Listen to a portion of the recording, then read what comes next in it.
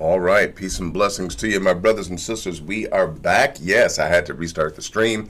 And you know what? We will be right back with you. We are getting ready to have another wonderful session because we need to know, why are we keeping the commandments? Is there something deep about that? Is there something else going on? Is there something else that we should really consider as we are keeping the law, statutes, and the commandments of the Most High? Are we doing it just to show the Most High that we love Him, or is there a deeper plan? We'll be right back.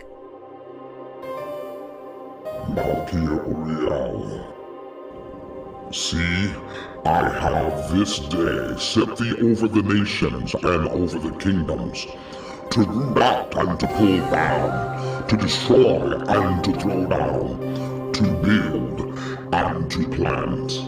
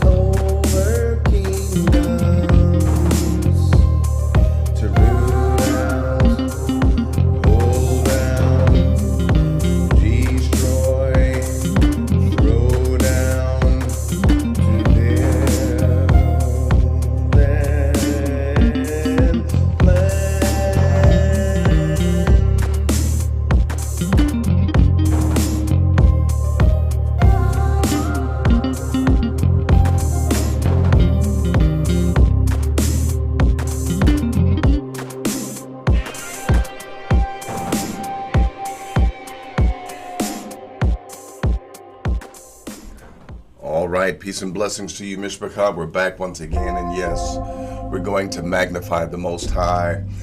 Baruch atah Yahweh, blessed are you, our Elohim. Baruch atah Yahweh, atah yada she'enaknu ha'am shalabrit shelech. Baruch atah b'hashemayim, Baruch atah b'ha'aretz Yahweh. Ein Elohim rak ocha, Ein Elohim rak ocha Yahweh. Baruch atah kol hayom shilachnu Yahweh gam racham lanu ki atah erohum ve'anachnu ha'am shalabrit shelech. Baruch atah Yahweh, Baruch atah. Blessed are you, O Lord, our Elohim. There is no other Elohim but you. Have mercy upon us and forgive us. Lekalanu Yahweh. Forgive us, Most High.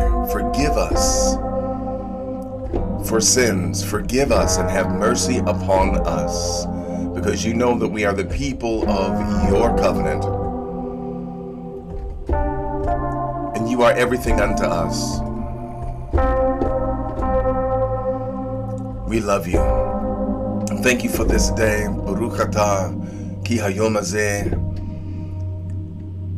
ki hashabbat Yahweh, zeh hayom she'ata bara. This is the day that you have created, and we rejoice in it, and we are glad. Open up our eyes, the eyes of our heart and the ears of our heart, that we may learn and that we may grow, and that we may walk in a greater peace, in a greater level of obedience and dedication unto you. In your name, Yah. Toda rabah Yahweh.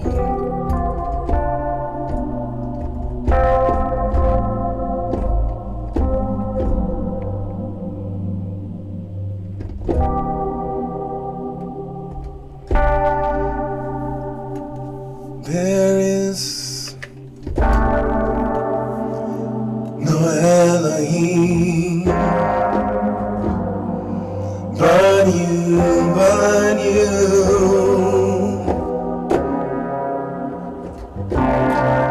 There is no Elohim, no Elohim but you.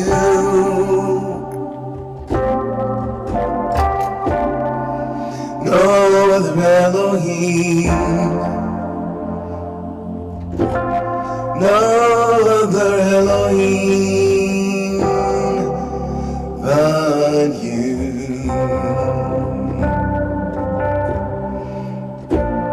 but you.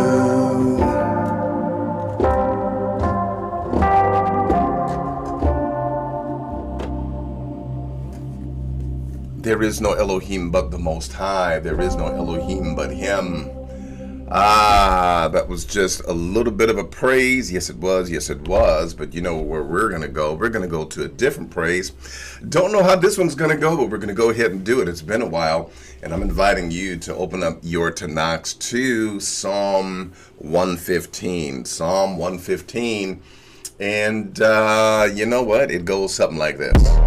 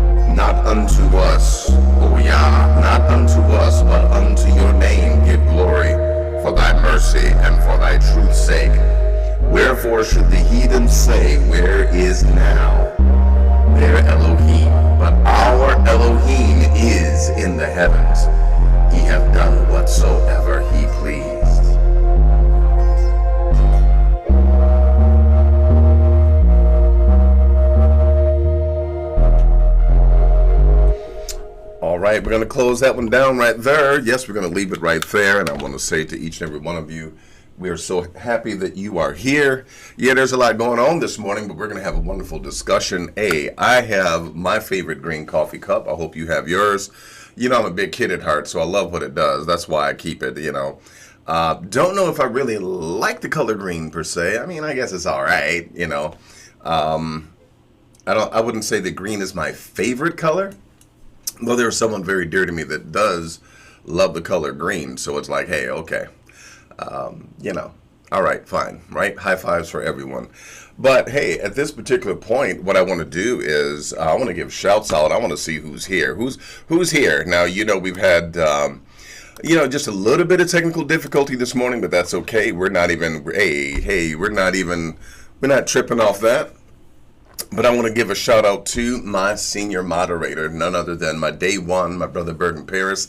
He and I both remember when it was just he and I, right? It was just he and I. And so, hey, we are very pleased to see that our numbers and subscribers on YouTube are increasing. In fact, I'm not 100% sure where we are. Let me check real quick. Just for the sake of understanding where we are right now, I'm going to go there and taking a look here. And you know what? It's amazing. It's amazing. I just checked. It's true. We are over 250 subscribers. My brother and I, we remember when there was just one, and for months and months and months, there were two and then three. And now, all praises to the Most High. Hey, there are 250. And you know what our next goal is, right? Yes, over 250. So our next goal is, of course, going to be 500, then 1,000. Yes, all praises to the Most High. Yah willing, we will get there. My sister Jacqueline E. Bug says, yeah, green is my favorite color. I just, maybe it's because growing up, I saw some green shag carpet, and I don't know, maybe that did something to me. But hey, peace and blessings. I'm going to give a shout out to once again, to my senior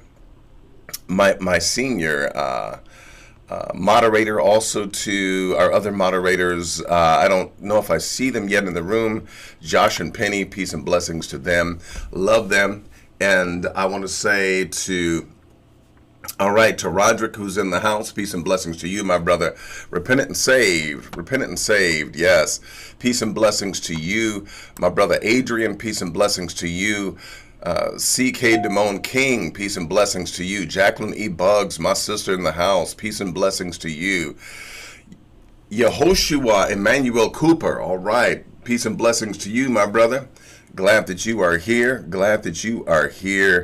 And as well, Liberation Tabernacle of Yah. All right. Well, Shabbat Shalom to you. And excuse me, let me do something real quick. All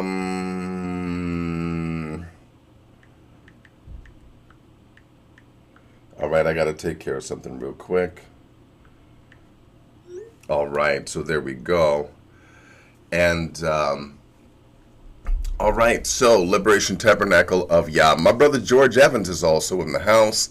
Peace and blessings to you, my brother.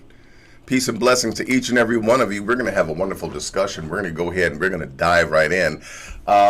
We are working on a couple of things. I'm going to have some announcements for you very soon. We are working on some things, and want you to be present. I want you to know what's going on with us. And hey, listen, we are asking a question, and we're also answering the question. And we want to make sure, okay, that we enter into this with a level of understanding, awareness, and sobriety. What am I talking about? Well, I'm talking about now listen, here's what I'm asking, okay?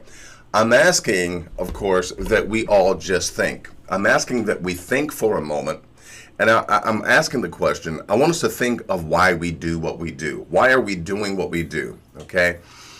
Why are we doing what we do? Why do we keep the law, statutes, and the commandments of the Most High? Is there a deeper level to this? Is this something that is it like a rat on a treadmill, right? Is it a rat on a treadmill and we're just going around in circles? Or is there a purpose for this? Is there an end result? Does it do anything? Does it work? I'll never forget, I was, much younger in my life. I was actually very frustrated because I was working in a place that I absolutely hated. I was working in a machine shop. I was covered in oil. I was cutting myself every day.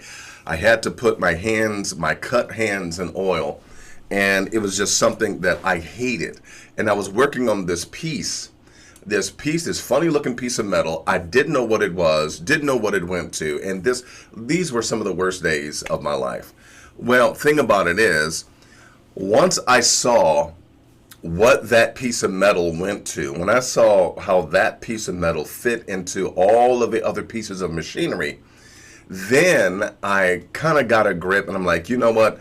I understand what I'm doing. Now, I still hated the job, but it did make it better that I understood what piece I was working on and what that piece did amidst this huge piece of machinery or this huge part. And I'm saying that to say this. Sometimes we don't know the value that is behind what we are doing. We don't know the value in what we're doing. We don't know what's going on. We feel like it's drudgery. I'm tired of this. Do I have to do this? I don't know why I'm doing this. And so it becomes important for us to realize why we do what we do, right? Why do we do what we do? And keeping the law, statutes, and the commandments, why do we do that? Okay, why are we even here in this space? Why is it that we embrace this walk of being a Hebrew? Why is it that we embrace this walk? What has led us to this path? Okay. By the way, the call-in line is open, and I want to say to each and every one of you, you can feel free to call in at any point, because guess what? This is not a spectator sport. This is where you and I, we are iron sharpening iron, and you know what? We are together in this. And so, long story short, asking you to just hop on in with us. And make sure that you go ahead and you call in with your questions and your comments. I welcome them, right? I definitely welcome them. So the phone line is definitely open. And yes, we got one already. Hold on. We do have a phone call. Okay. Shalom, Shabbat Shalom. Shalom, shalom, Shabbat shalom. This is Brother Adrian. How you doing? Brother Adrian, hey, we are good, man. We are good. We are blessed by the Most High. Awesome. And yourself, what's going on with you? Well, I wanted to get this in before the lesson got started. Uh-huh. So I'm having a problem trusting Proverbs 22 and 6. I don't believe that was Solomon who wrote that. So it says, train up a child in the way in which he will go. When he's old, he will not depart from it. There's either some wrong verbiage there, or either someone injected that into the Tanakh. Because if we take a look at Absalom, David's son, Absalom became wicked. Now, we know that David was righteous, and he did what Deuteronomy 6 says, when you lie down, when you rise up, when you walk in the way. We know he discussed Torah with them, because he was a king, and as all the Israelite kings had to copy their own, we know they were taught. So if that's my example of someone who did, he was brought up in righteousness in the way, and then he departed from it. So can you maybe interject or give me some insight on 22:6, and I'll go ahead and shut up and hang up. Shalom. Okay, my brother, I will do just that. All right, thank you very much for that. Proverbs 22 and 6 happens to be one of those scriptures that is quoted a lot. I heard this quoted a lot when I was, coming up in church. And for those of you that don't know what it reads, it's right on the screen right behind me. And I'm going to go ahead and read it for you. It says, train up a child in the way he should go, and when he is old, he will not depart from it. Now, many people have taken this scripture and made it to be like, oh, see, if you bring them up in the church, the church ain't going to leave the child. The church going to be in him. So if you bring them up in Christianity, then that Christianity going to, and there is an element of truth to that, but that is not what this is saying. That is not what this is saying. Once again, what we have here is we have, again, the King James translators that are giving us their rendition of a concept, and they are translating this, which is, by the way, I always say this, translation is the first level of interpretation. I'll say that again. Translation, when they translated from the Hebrew into the English, that was the first level of interpretation, right? In other words, they are giving you what it is that they understood it to be, and you got to ask yourself the question, is that right or is that wrong? What happens here in verse number 6 of Proverbs, in fact, all of Proverbs is really about taking a child and entering them into an apprenticeship. Okay? It works like this. Those of us who are, we may be called commoners by by regular folk, and not the elite. Well, those who are the elite, they begin training their children. They enter their children into what we would call an apprenticeship from a very early age. So what we're talking about is, we're talking about an apprenticeship of mastery, where they take one thing and they run that child through a series of lessons, and they continue those lessons all through the child's life, so that when they become an adult, they're able to manage, they're able to lead. We're not talking about a given religious view or whether or not someone will do evil or do righteousness. We're talking about an apprenticeship here, where an individual learns mastery. Okay, the Asians in the Orient, they will take their children and they will enroll them into an apprenticeship of martial arts, and by the time they are, of even in their teen years, they can be considered somewhat of an expert, and they will continue the training. And that's what it's all about. It's about laying down those habits to be trained, habits to be basically habits that are going to stick with them throughout their life. And it deals more with an apprenticeship and mastery, and being able to manage and being able to walk in levels of authority. That's really what this verse is about, as well as the book of Proverbs itself.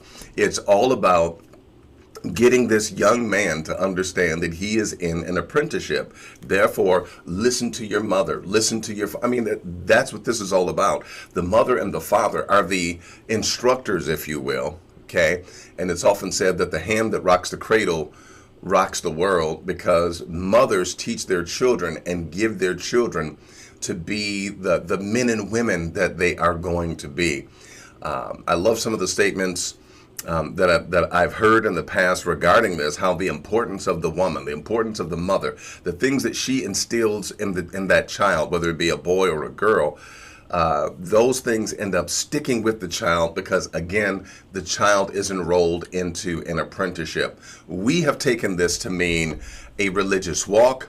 We've taken this to mean a religion, a tradition, so to speak. But hey, we understand that people change, right? People may have been brought up in Islam, but then they go to a different religion. They may become a Buddhist or whatever. Well, these things are very true, and it should be understood that this is not talking about a religious walk. It's not talking about even doing righteousness or doing wickedness.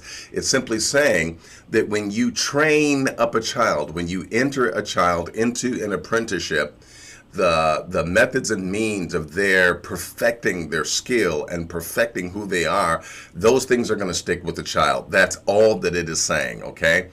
As we know that there have been children who were brought up in a good home, they went left, next thing you know, they're doing some everything, right?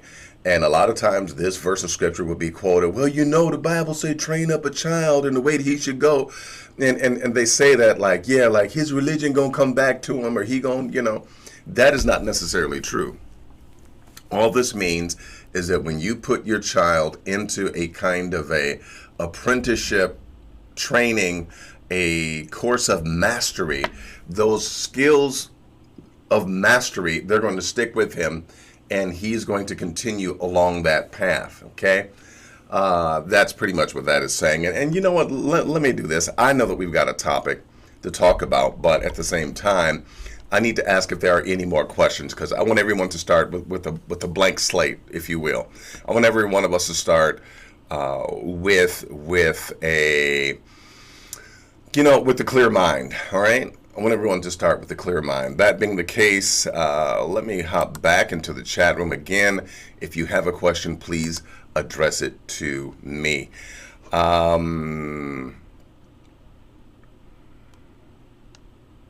Okay. All right. Thank you, my brother. He says, thank you, Moray.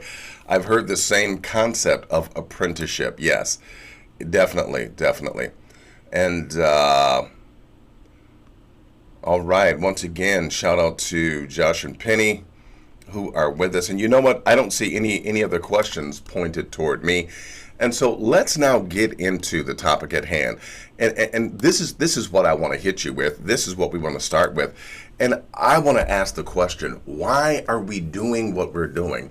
How is it that we have become Hebrew? What is that all about? Why are we keeping the commandments? Okay. What is this all about? Why do we do this? Okay. Why should we keep the commandments? Are we, again, I'm asking again, are we like rats on a treadmill just going around in circles because that's what the Most High wants? Is it drudgery? Is it pain? I mean, what is going on here? Well, I want to introduce you to some of you. I want to introduce you to some scripture. And I want to give you, first of all, an understanding. I want to let you know something, that the Most High gives us an understanding of his word and his truth, okay? And I want you to see this. What we're going to do is we're going to go here first, and I want to give you an understanding. And it begins for us. It will begin for us at Psalm 19. It reads that the heavens declare the glory of Elohim, and the firmament shows his handiwork. Day unto day they utter speech, and night unto night they show knowledge. There are truths that are evident right in front of us in the heavens, in the earth, and in the creation of the Most High, that show forth his power, show forth his glory, and also shows forth his knowledge, according to the second verse. There is no speech nor language where their voice is not heard. Their line is gone out throughout all the earth, and their words to the end of the world. In them hath he set a tabernacle for the sun, which is his bridegroom, coming out of his chamber. And recently, they've found out that the sun actually does have a track, if you will. It has a circuit. I don't know. I don't want to get all into that. But anyway, let me continue. See, because I'm about to go off. I'm about to go left here and start talking about something else.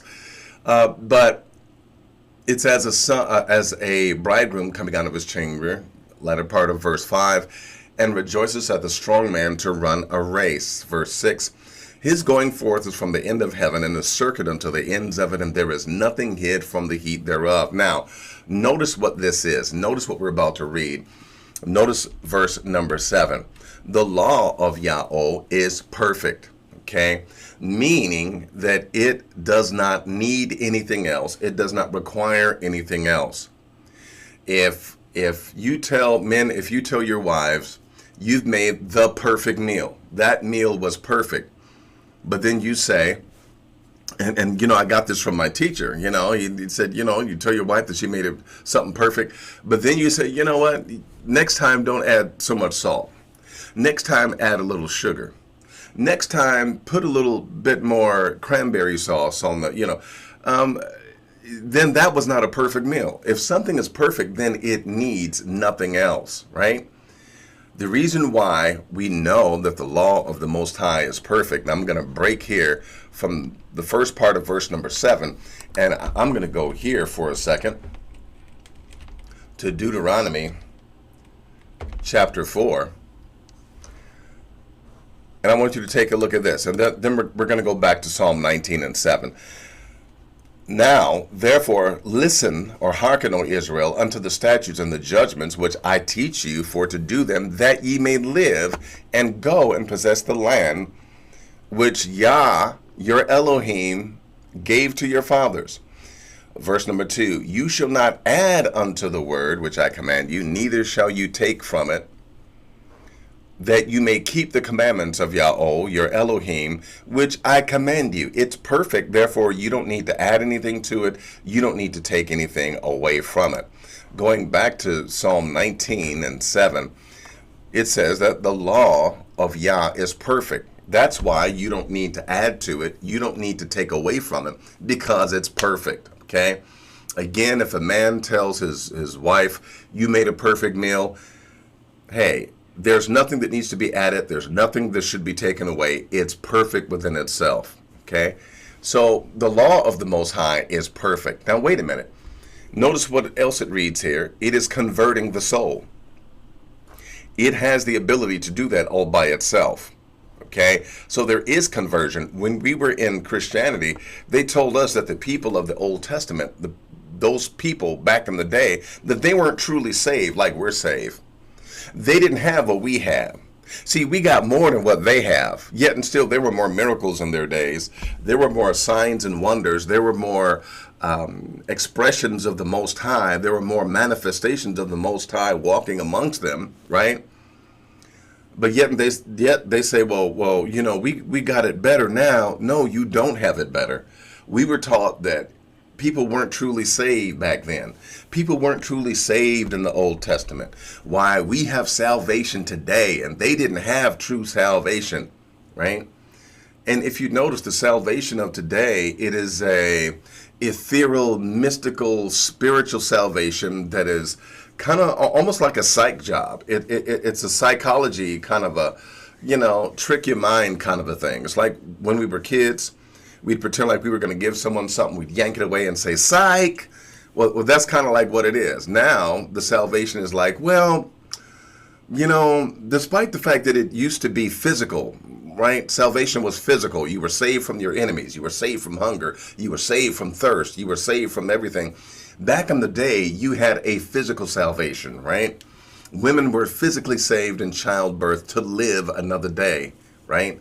Now, salvation is something that's ethereal, something that is psychological, something that is spiritual, It's a salvation like, okay, they used to ask us when we were in the church, you saved, what are you saved from? I'm saved from sin and shame. Okay, Mr. and Mrs. Negro, if you sin, there is still shame, right? And there is still sin. So it's like, that doesn't make sense. What do you mean? I'm saved from going to hell. Oh, you mean like because you pray the sinner's prayer, which, by the way, there is not a sinner's prayer in the Bible. There is not a sinner's prayer in the Tanakh. Okay? But because you pray the sinner's prayer, you think that you're going to be automatically saved from hell and you can just do anything? No, that is not the case. That is not what the Most High intended. And so with that being the case, the salvation of today, it has been taken out of its true form, which was physical. It was natural. If you were hungry, you could be saved from starvation by someone giving you some food. The salvation was physical, it was tangible, it was practical, it was connected to your everyday life. Okay? Not something in the sky by and by when you die. Okay? It was something here and now. And I could say more about that and poke fun at this so-called Christian salvation. Because okay, I'm going to just say this and then I'm going to go on. I believe it's 2 Corinthians 5 and 10 that says that every person will have to stand in judgment, okay, and be judged. But wait a minute, I thought that Christ was doing the law for you, and I thought that it wasn't your actions, that basically he is your righteousness, so it's everything that he does. So why then would you have to stand for judgment if your actions no longer come into play, but it's his righteousness and he does everything for you? If you're not concerned about the right day of worship, whether it's the Shabbat, like the Most High says, or if it's the first day of the week, like the pagans say, and the heathens and the sinners say, well, if Christ is your, keeping of the law, and if he is your righteousness, then why would you have to stand judgment in 1 Corinthians 5 and 10? It does not make sense. Again, your salvation is supposed to be basically, according to Hebrews 2 and 12, that you know what? If he, through the cross, has gotten rid of the devil and destroyed the devil, then why in Ephesians 6 does it tell you to put on the whole armor of God? And oh, by the way, we wrestle not against flesh and blood, but you're still wrestling against the devil? Are you kidding me? It makes absolutely no sense. The Christian salvation, as I did a lesson before, we did a conversation before, the Christian salvation is false, okay? For what they say that you have been given, you ain't got nothing. There is nothing there, okay? It's like cotton candy, you bite down on it and there's absolutely nothing but a little sweet this, a little sweet that. And it doesn't nourish your spirit. You've been hoodwinked, you've been led astray. There is no Christian salvation. Everything that they tell you that you have because of the cross of Christ, it is not there, okay? You're still going to be judged, even though you say that your righteousness is of him. Says that he got rid of the devil, but you're still fighting the devil, right? He says, ask anything in my name and I will do it. Guess what? Many of you are still asking and begging God left and right for things that you've been asking him for years, and you've been praying in the name of JC and you still ain't got it. Come on, wake up, people. Wake up. That's all I'm saying. So Let me get back to this because y'all trying to take me, y'all are trying to take me on a different tangent. I ain't gonna do it. Let's get back into it. So right here, Psalms 19 and 7, it is the law of the Most High that is perfect. Nothing needs to be added to it or taken away from it. And it has the ability, and it does convert your soul. There is a conversion that takes place when you follow the laws, statutes, and the commandments of the Most High. Notice what else it reads. The testimonies of Yahweh, they are sure. What do you mean the testimonies? You have to understand this. The testimonies of the Most High are when he says that something is going to happen. The testimonies have a futuristic bent to them, and it's talking about something that is going to happen in the future. That's why it says the testimonies of the Most High, yeah, they are sure. The testimonies of Yah, they are sure. You can count on them happening. Okay? And they make wise the simple. Whenever you see wisdom alluded to, whenever you see wisdom addressed in scripture, it's talking about someone knowing what is going to happen. There's always an element of knowing what is going to happen and knowing what to do in the moment because of what is going to happen in the future. So notice what it reads. The law of Yah is perfect, converting the soul. Your soul goes under a conversion, okay? The testimony of Yah is sure, making wise the simple. Look at verse number 8. The statutes of Yah, they are right, okay? What do you mean the statutes? What do you mean the statutes are right? Okay, let me highlight this, and then I'm going to show you something out of a very familiar passage of scripture that we always go to. Ezekiel 18.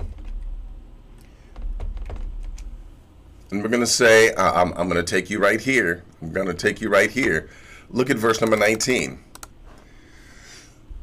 Okay, what they were talking about was, man, this don't make sense. The ways of the Most High are not equal. I don't understand this. And so he says in verse number 19, look, you're saying, why don't the Son bear the iniquity of the Father? In other words, the Father messes up. And you're saying, well, how come you can't kill the Son because of what the Father did? Now, to us, that sounds crazy, but this is what they were asking.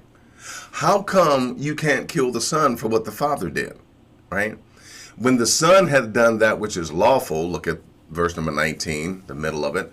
When the Son has done that which is lawful and right, and kept all my statutes, and hath done them, he shall surely live. What they were saying is, hey, this is not right. We don't understand why we can't kill the Son because of what the Father did. Okay? So look at this, verse number 20. The soul that sinneth. See, the Most High says, no, you guys got it all wrong. The soul that sins, it shall die. Not the son that's innocent. Do you hear me? Not the son that's innocent is going to die. No, the soul that sins, it is going to die. Okay? The son shall not bear the iniquity of the father. The sons of Adam should not bear the iniquity of Adam because he bit the apple one day.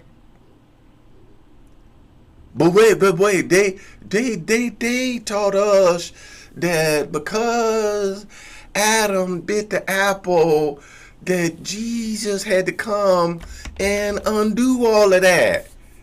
Yep. No. The Most High said, the Son shall not bear the iniquity of the Father. You cannot kill the Son because of what the Father did. You cannot lay what the Father did on the Son. If the Son is innocent, the Son is innocent. Okay? Smoke that in your pipe. Most High is like, look, you need to understand something here. I don't operate this way. But Christianity says, no. The innocent son is going to take, because, JC, he's the second Adam. And so the first Adam failed. So now JC has to come. And even though he's innocent, he got to die. No. The Most High says, nope, you got it all wrong. You got it twisted.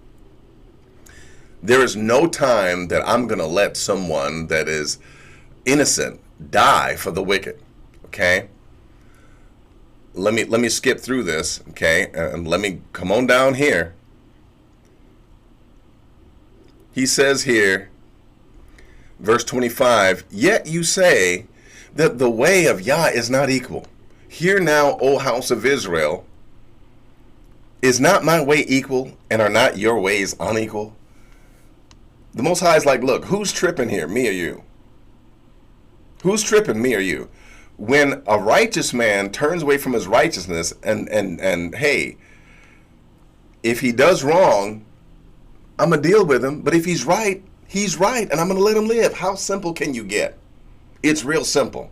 Okay? Christianity has twisted the minds of those who quote unquote believe, so that the righteous have to be the ones to pay.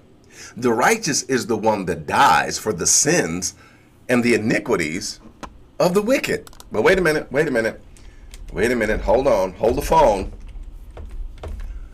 Let me go here. Let me put this final nail in the coffin. Job 8:20. Look at what it reads. Behold, Elohim will not cast away a perfect man. What? What you say? Yes. Behold, Elohim will not cast away a perfect man. He will not cast him away. He will not crucify him on a cross. If he's a perfect man, he will not crucify him on the cross. He will not sentence him to death. He will not cast away a perfect man. He will not reject a perfect man.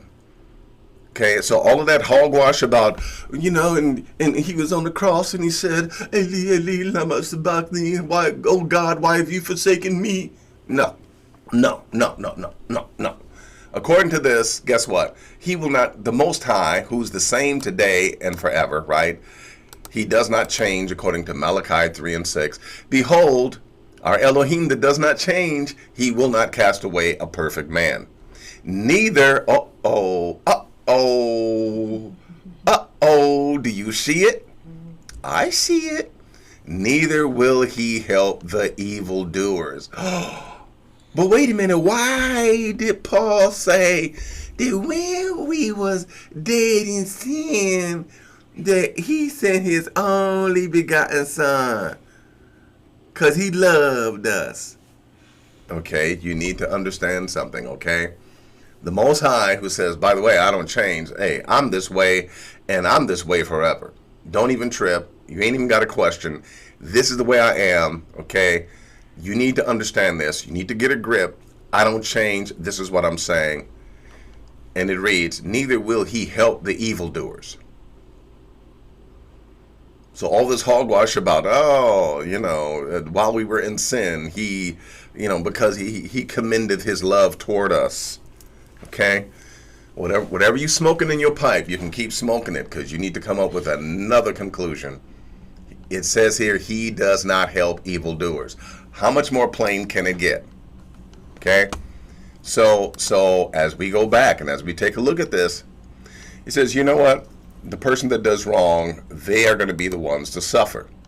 So as we take a look here at Psalm 19, I told you sometime my cursor goes crazy, right? Psalm 19, verse number 8, the statutes of Yahweh, they are right. Israel questioned them and said, why can't we kill the son for what the father did? And Most High said, I don't get down that way. I don't do that. The soul that sins, it's going to be the one that dies, not the righteous. Now, I've already proved, out of the scriptures that I've just shown you, I've already proven to you that Christianity is false. Yes, I said that. Christianity is false, and I've just proven it to you by the scriptures. Okay? So notice what it reads here. The statutes of Yahweh, they are right, rejoicing the heart. The commandment, and see, listen, rejoicing the heart. My experience with that is when I found out that there was forgiveness, according to Ezekiel, like what I just read out of Ezekiel 18 and 20, when I found out that there is a forgiveness based upon what you do, in other words, look.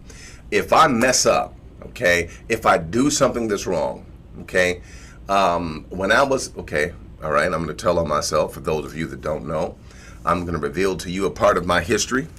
Part of my history is that, yes, I once stole something. Yes, I did. Yes, I did. I was 5 years old, and when I went, I was 5 years old, and you don't understand. My daddy just got done preaching a message about hell, right? Like the day before, scared me to death, and I also lied in that church service. So I mean, hey. I lied in that church service because as he was preaching about hell and brimstone, you're going to go to hell. And man, he was preaching it so, and I was a kid, I was sitting on the front row, man, I started boo-hooing and crying and snotting. And he actually stopped the service and asked me what was wrong.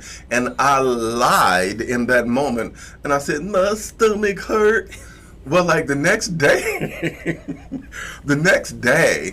and by the way, he came down and, prayed for me, and, are you better now? Again, I lied. Yeah. I told 2 lies. I'm scared, right? Thinking about salvation. I done lied twice. Okay, but anyway. Like the next day or shortly thereafter, on my way to school, I go to this store, and they had these huge bins of peanuts. We didn't get peanuts. Mama never bought us peanuts. So I pretended like I was tying my shoe. And I took one of them peanuts and I put it in my pocket, and I went outside the store and I put the whole peanut in my mouth, didn't even shell it. And it was like one of the grossest experiences that I ever had as a child, and I spit it out. But I stole something, right? Well, now since then, I've seen a number of those bins of peanuts, but guess what? I didn't steal. Okay, I've had other opportunities to take some things. I did not steal. So wait a minute. I can rejoice in my heart because notice this scripture says that the statutes of Yah, they are right and they are rejoicing the heart. When I realize that I stole, but now that I do not steal anymore, I can rejoice in my heart. Why? Because I've demonstrated by my own actions, it is truth, it is verifiable, it is reality, it is history that I am not a thief. I did not continue to steal, and so I can rejoice in my heart knowing that I've made progress in that area. Okay? I've made progress. And so, yes, the statutes of Yahweh, they are right. Rejoicing the heart. The commandment of Yahweh is pure, enlightening the eyes. There is a spiritual impartation, if you will. There is a spiritual enlightenment that takes place aside from your obeying it. There is a spiritual endowment, a spiritual, whatever you want to call it. I mean, there is a spiritual thing that goes on where you actually receive enlightenment as you're walking out this path, as you are doing this. There is a level of spirituality that is tangible, it's recognizable, it's real, okay? And it's something that you would only experience if you're walking in this way as a way of life. Again, I'm never talking religion. I'm not talking about mainstream religion. That's not what I'm talking about. I'm talking about a way of life where you live before the Most High and you keep His laws, statutes, and His commandments, okay? And notice what it reads here in verse number 9. The fear of Yahweh is clean. Now, I'm going to highlight some of these, and I'm going to make a point. Okay. In fact, I wish I could underline them, but I can't. Okay. And I want you to notice something here. Okay. From verse number 7, I want you to notice what it says that the law does. Notice it says converting. Okay. It also says making wise. Okay. Rejoicing the heart. Enlightening the eyes. The fear of the Lord is, now this clean, it's in the same Hebrew tense as all these other words that end in ing. And this really, to be proper, it should say the fear of Yahweh or the reverence of Yahweh is cleansing. Okay? It is cleansing. It's cleansing and it's enduring forever. Okay? So there is an active, like if I say I jumped, that's past tense. But if I say I'm jumping, it's active, it's now, it's alive, it's action going on. And so that's basically, it's saying that the law of the Most High, it does these things even in the present, it's active even in the present. It's converting even in the present, rejoicing, making wise, enlightening, and cleansing. It's doing all of this in the now, in the here. It does it in your life as you're walking out the laws, statutes, and the commandments of the Most High. So why do we do this? We do this because the power and the potency of the law of the Most High is such that it does endure forever. It is everlasting. And it does cleanse and purify. It is light and enlightening. It is all of these things. It converts. It does all of these things. And so for us, we say that the heavens, they declare the glory of the Most High. And the speech that's being uttered is that of his word that is going throughout the earth, that can be demonstrated by things that we see and by things that we experience. We are living in a world where the truth is being screamed in front of our eyes. I'll say it again. We're living in a world where the truth is being screamed in front of our eyes. We're able to see it. Okay, the image of it is true, it's real, the experience of it is true and real. And this is why the three major religions of the world today, they have chosen, all of them have chosen the Tanakh. All of them have chosen the Torah as their base and as their foundation. How is it that billions of people have been steered towards the foundations of the Torah, the laws of the Torah? How is it that the earth itself considers the Torah to be the word of the Most High, and the three major religions have used it as their foundation? Okay? How is it that this has become so important, so foundational in this earth, that all of these three major world religions, where you have literally billions of people following it, they say, you know what, this is what we're going to stand upon for our particular religious walk. Now, they may interpret it different, they may use it different, but notice they still go to the same scripture, they go to the same body of writings to say, we know this to be the word of the Most High. We know this to be the truth. We know this to be what is authoritative, what the Most High has said, and we will live our life by it. Okay? That is something that is significant. Okay? And I'm asking this rhetorically, why would billions of people choose the same Tanakh that you and I are looking at, the same Torah? Why would billions of people choose that and say, we know this to be the word of the Most High? Because it is the word of the Most High. So to answer the question, to give the first answer to the question, it would be, well, why do we do this?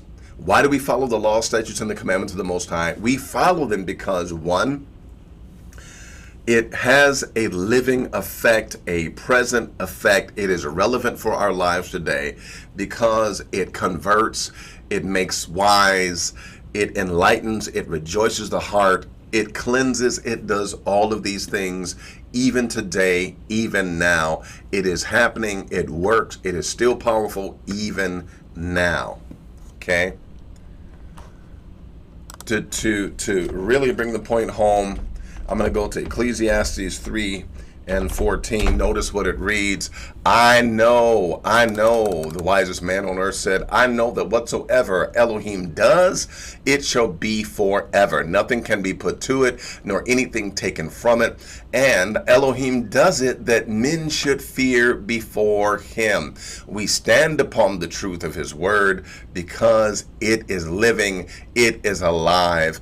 And even though billions of people on the planet have chosen the Torah and understand it to be the word of the Most High, though they may not follow it completely, though they may go in the wrong direction, they at least know and embrace the simple fact that it is the true word of the Most High.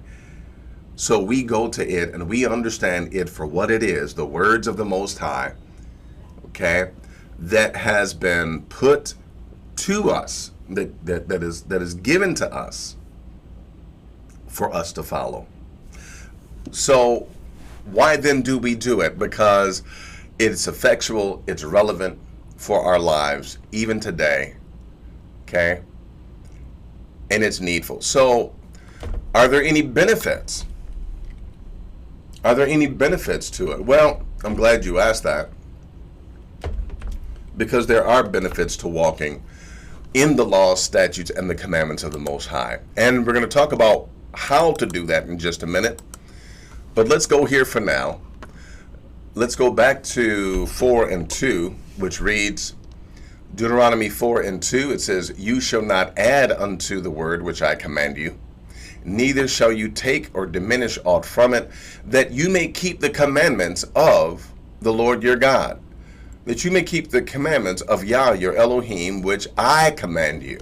Not what Paul, not what Peter said, not what John, not what Matthew or Mark said, but he says what I commanded you. You will not find, and I'll say this again, I've said it before, you will not find anywhere in the Christian New Testament where the Most High says, behold, or thus says the Lord, or the word of the Lord. You don't hear anyone in the Christian New Testament even say that the word of the Lord came unto me saying.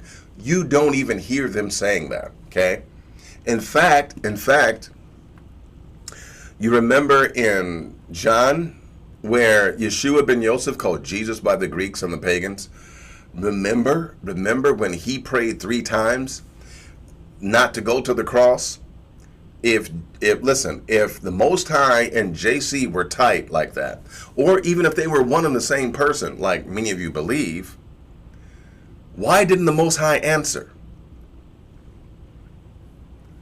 JC prayed 3 times. Oh, please let the cup pass. Please let the cup pass from me, please.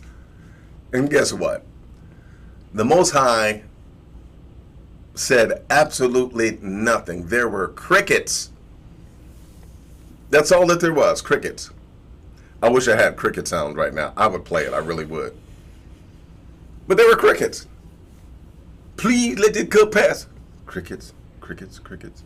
Please let the cup pass me, please. Crickets. Please. Crickets. If JC was so tight with the Most High, why didn't he answer him when he prayed 3 times? But wait a minute. I can go to scripture and show you where Moses raised his voice to the Most High, and the Most High was like, what? Oh, okay. Yeah, let me do that. I'll do that for you right away. So there was a huge difference there, but yet in the book of Hebrews, they want you to believe that JC is greater than Moses. Oh, he's greater than Moses. If he's greater than Moses, then why didn't the Most High call his name once? You never even heard. The Most High never even spoke to him. And I know what some of you would say. Oh, no, cuz you remember in Mark, the 1st chapter, where when he was baptized, there was a voice that came from heaven and said, you are my beloved son in whom I'm well pleased and stuff. Okay, why would I not regard that as being true? You see that? It says, there came a voice from heaven saying, why would I have an issue with that? Well, once again, I'm going to use the words of your supposed Messiah and Savior, and I'm going to chastise you with his words. Notice what is read here in John 5 and 37. And the Father himself, which hath sent me, this is supposed to be JC talking, hath borne witness of me. And notice what he said. You have neither heard his voice at any time, nor seen his shape. Wait a minute. He says, you have neither heard his voice at any time. So wait a minute. If that happened at Mark, where, a voice came from heaven saying, thou art my beloved son, he just said, you know what? You didn't hear him you've never heard his voice at any time. So then whatever was talking in Mark 1 was not the voice of the Most High, or this is just a plain old lie. And there came a voice from heaven. It must be a lie. Either this is lying or John 5 and 37 is lying, because JC said you've never heard his voice at any time. So is your Messiah, or the one that you believe to be God in the flesh, is he lying? He just said you've never heard the voice of the Father at any time. So that over there in Mark 1 and 11 can't be true. It can't be true. Right? Let me pop over here in the chat room and see what you all are saying. I know. I just been talking and talking. Let me pop over here and see what you all are saying.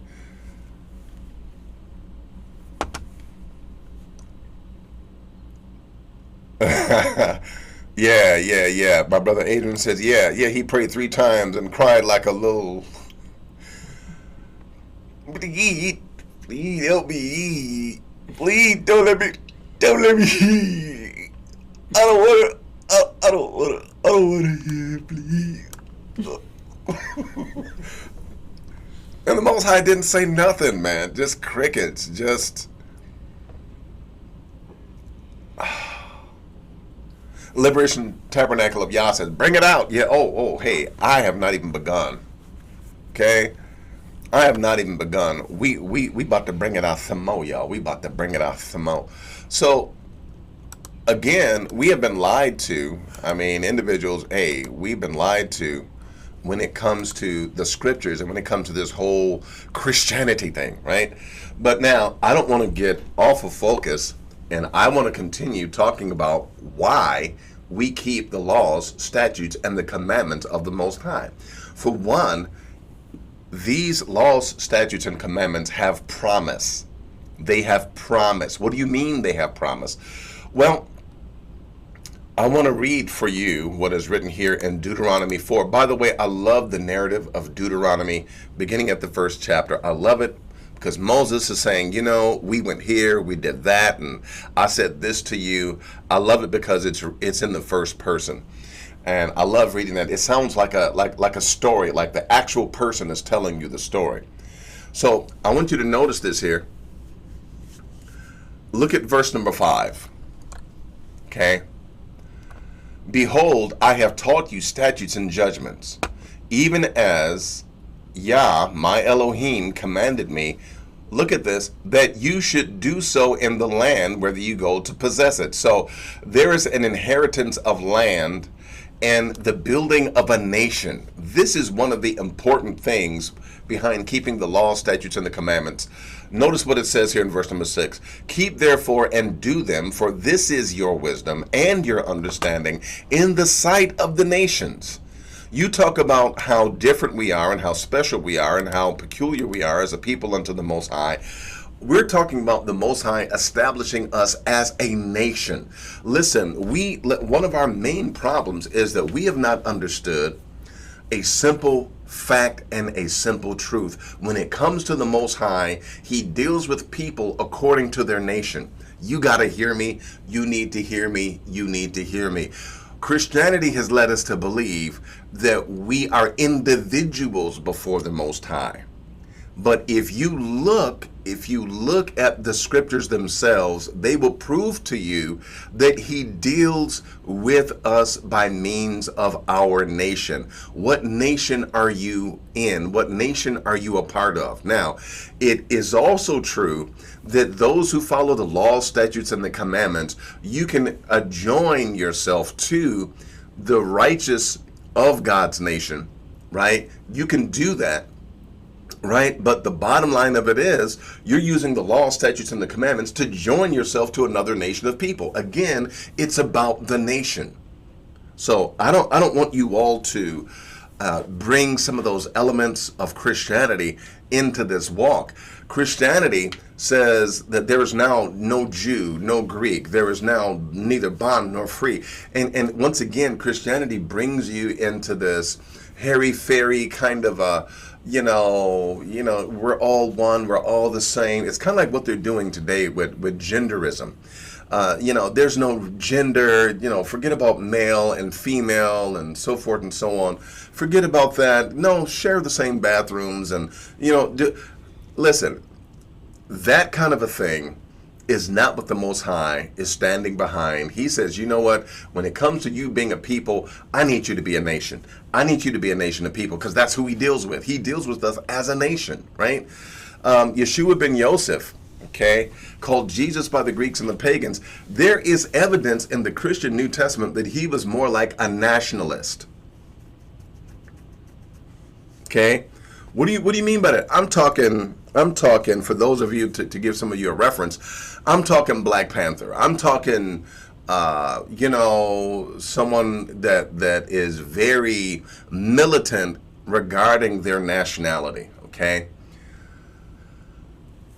There is evidence that he actually was attempting to overthrow the government, or at least preparing to overthrow the Roman government back in his day. And that's why they got rid of him, because he was a threat, okay? Which is why the Romans crucified people, was simply because, you know what, you are trying to stop us from ruling, and we're not going to let you do that. So they crucified him. But the Most High deals with us according to our nation. Now, you may say, well, I need you to prove that to me. Okay, fine. All right. If you need me to prove that to you, I will prove it to you. Let's go to Genesis, the 10th chapter. This is the table of nations.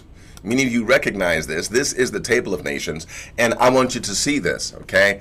I'm going to say some things in here. I'm just going to read the scriptures, and then we're going to move right on. I don't want to focus on this per se, but let's take a look at it. Genesis 10 and 1. Now these are the generations of the sons of Noach, Shem, Ham, and Japhet, and unto them were born sons after the flood. Now, he mentions the sons. The sons of Japheth, Gomer, Magog, Madai, Yavan, Tubal, and Meshech, and Tiras. And the sons of Gomer were Ashkenaz. Doesn't that sound familiar? Ashkenaz, and Riphath, and Togarma. And the sons of Yavan, Elisha, and Tarshish, Kittim, which became the Romans, okay? And Dodanim, and these were the isles of the Gentiles. It notes who the Gentiles are, which are the sons of Japheth, who we understand to be the Europeans. They are the Gentiles according to Genesis 10, verses 1 through 5. But now, notice what it reads here. Notice what it reads here as we continue. Verse number 5, it says, by these were the isles of the Gentiles divided in their lands, every one after their tongue, after their families, in their nations. Nations. There it is. Boom. Nations. The Most High looks at us as a nation. Notice what it reads in verse number 6. And the sons of Ham, Cush, and Mitzrayim. Mitzrayim is Egypt. Cush is the interior of Africa. Ham, as well as Africa, Foot is Libya, Canaan is Ethiopia, and some of the other neighboring communities. Okay, notice here, these are the people that many of us have called Africans. Verse number 7, and the sons of Cush, Seba, and Havilah, and Sapta, and Raama, and Saptecha, and the sons of Raama were Sheba and Dedan, and Cush begot Nimrod. I want you to notice, I want to see who picks up on this. Notice what it reads. And Cush begot Nimrod. He began to be a mighty one in the earth. He was a mighty hunter before Yahweh. Wherefore it is said, even as Nimrod, the mighty hunter before Yahweh, before the Lord, before Yahweh. Oh, wait a minute. So wait a minute. Okay, so we know that there are Gentiles, right? And we know that there are people that walk before Yahweh, walk before the Lord. What did Genesis 10 just tell us? Who are the people walking before him? Cush, who came from Ham. Okay, what did that just tell us? Well, let's continue reading. And the beginning of his kingdom was Babel and Erech and Akkad and Calneh in the land of Shinar. Out of the land went forth Ashur and built Nineveh, okay, and the city Rehoboth and Calah. And Rezin between Nineveh and Calah, the same is a great city. So here we are building cities as a people already, right? And Rezin between Nineveh and Calah, the same is a great city. And Mitzrayim begot Ludim, and Anamim, and Lahabim, and Naphtuhim, and Pathrusim, and Kalshahim, out of whom came Philistine. Interesting, right? And Kaphtorim, and Canaan begot Sidon, his first, in Heth, and the Jebusite, and the Amorite, and the Girgasite, and the Hivite, and the Archite, and the Sinite, and the Arvadite, and the Zimmerite, and the Hamathite, and afterwards were the families, the Canaanites spread abroad. Okay? And the border of the Canaanites was from Sidon as thou come to Gerar. We had geography, we had lands. Notice what it reads. These are the sons of Ham, after their families, after their tongues, in their countries, and in their nations. Once again, listen, I'm going through this just to show you that the Most High looks at us. He deals with us according to our nations. And then, of course, we get into the sons, if you will, of Shem. Unto Shem were also the father of the children of Eber, okay? The brother of Japheth, the elder. Even to him were children born, the children of Shem, Elam, and of course he goes through all of them. And notice what it says again. These are the sons of Shem, and yes, wait for it, he regards them according to their nations. There it is once again, after their nations, okay? So the Most High deals with us according to nations. When you look at even Obadiah, I'm just going to go here real quick. Obadiah the first. The Most High looks at Edom and the descendants of Esau. He deals with them as a nation of people. Okay. For those of you that are going to be enrolled in the theological program at NBU, you will have to translate this entire book from the Hebrew. And I know that sounds like a daunting task, but you will gain a great understanding as you translate this from the Hebrew into English. And what you're going to find out is the Most High, one of the things that is really going to stick out is that the Most High is dealing with us according to the nations. Okay? So then, wait a minute. So then one of the reasons why we stand upon the law, statutes, and the commandments of the Most High is because it gives us order, structure, solidity, and it gives us wisdom as a nation of people. See, this is our problem. We are not a nation of people. We have been taken outside of our roots, outside of our heritage. We don't know who we are as a people. I know we've come to embrace Israel and we are Hebrews, but what I'm saying is, what tribe are you in? What tribe are you of? Where are you at in the nation? We don't know who we are as a people. We were stripped of our names. We were stripped of our culture, okay? And it was prophesied that this would be, okay? We could go to Deuteronomy. I know I haven't gone here much, but we can go to Deuteronomy 28. And I want you to notice something here. 1 through 15 are the blessings, but after that, we see the cursings for those of us who did not follow the law, statutes, and the commandments. And notice there is a curse upon us as a nation. Okay? There's a curse upon us as a nation of people. So I could go through this. I'm not going to go through all of this, right? But long story short, it is written here that we're going to be a nation brought to another nation, and we're going to have to serve them. And look at this. And thou shalt become an astonishment, a proverb, and you can't see it because you can't see the scriptures here, but hold on. And Yahweh shall bring thee and thy king, which thou shalt set over thee, unto a nation which neither thou nor thy fathers have known, and there shalt thou serve the gods of wood and stone, and thou shalt become an astonishment, a proverb, and a byword among all nations. Once again, we're dealing with nations, and the Most High deals with us as a nation of people. So are we a byword? Yes, we are. They call us the N-word. They call us a color rather than a nation of people. Okay? And people look at us and they say, man, they must be cursed of God. What other race of people? I have to ask this.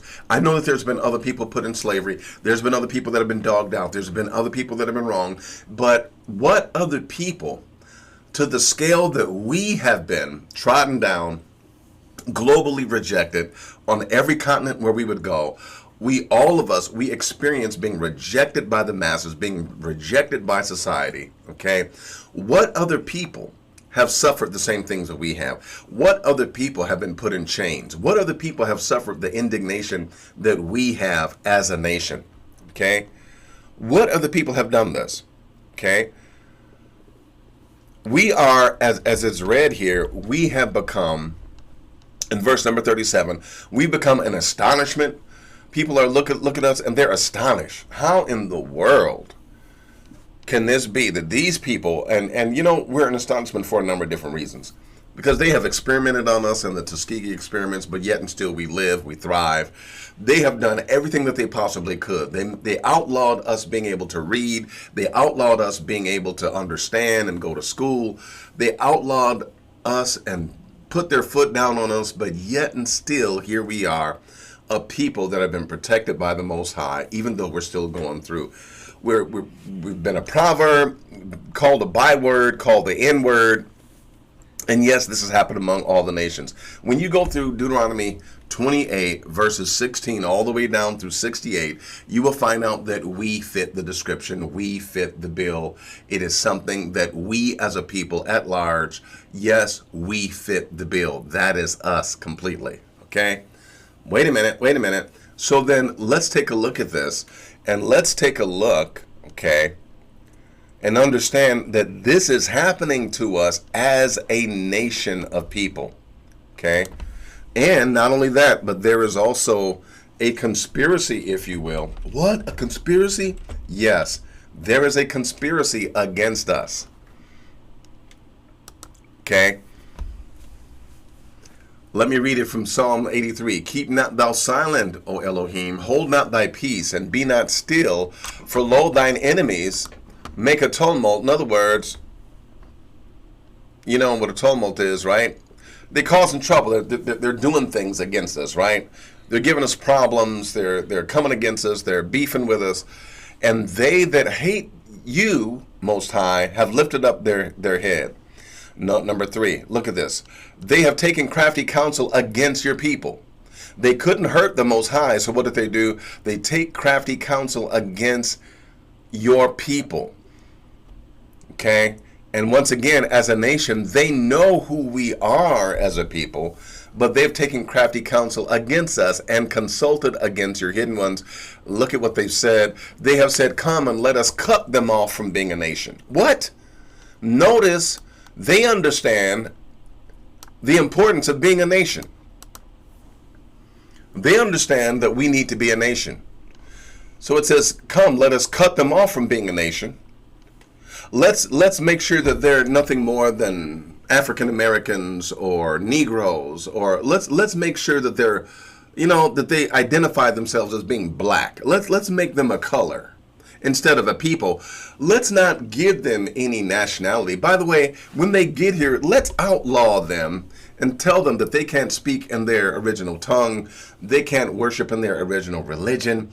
Let's make sure that we stop them from being everything that they once were. We're going to give them a name. We're going to give them our culture. We're going to give them the food that we want them to eat. We're going to give them the religion that we want them to have. Let's stop them from being a nation. That's exactly what they did. And notice why they did it. Latter part of verse 4, that the name of Israel may be no more in remembrance.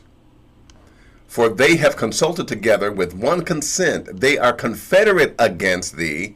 They are confederate against the people of God. Okay? Meaning that they, listen, you talk about conspiracy theories. This says that they have gotten together in secret and said, we're going to do this. We're going to stop them from being a nation. And notice who they name. Edom, right?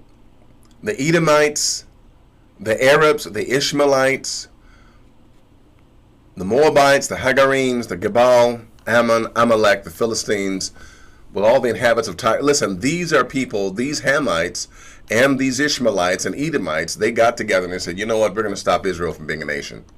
Okay? And it's crazy because there are even amongst us, there are even sellouts that have also helped them, right? They have even helped them. So again, the Most High sees us as a nation. And notice they have tried to stop us from being a nation because the Most High blesses us as a people that are together as one nation. So when we go back and we understand, yes, the reason why we follow the laws, statutes, and the commandments of the Most High is because He will bring us back together again as a nation of people. And this then will be our wisdom as a nation of people if we follow the laws, statutes, and the commandments of the Most High. That is another reason why we follow the laws, statutes, and the commandments of the Most High. Verse number 7, for what nation is there so great? So these blessings come upon us once again as a nation of people, right? And as a nation of people, we then are able to stand among other nations, right? And are able to hold our own and be blessed of the Most High. For what nation is there so great who have Elohim so nigh unto them as Yah, Eloheinu, the Lord our God is, right? Verse number 8, and what nation is there so great that hath statutes and judgments so righteous as all the law which I set before you this day? Okay, only take heed unto yourself and keep your soul diligently, unless you forget what your eyes have seen and forget what's in your heart, and you begin to basically walk away from the Most High. He said, don't forget it, because when you do, you're going to have judgment, right? You need to continue to walk in the law, statutes, and the commandments of the Most High, right? You need to continue to do that. Let me do this. I don't know if there is a question that you may have. Again, the call-in line is open. I'm going to take just a break right here. I'm going to take just a little bit of a break, and then I'm going to see what you guys are saying in the chat room. We're going to go ahead and we're just going to, we have not gone to our sponsor, but let's do this. Let's go ahead and let's deal with our sponsor right now, Navi Bay University.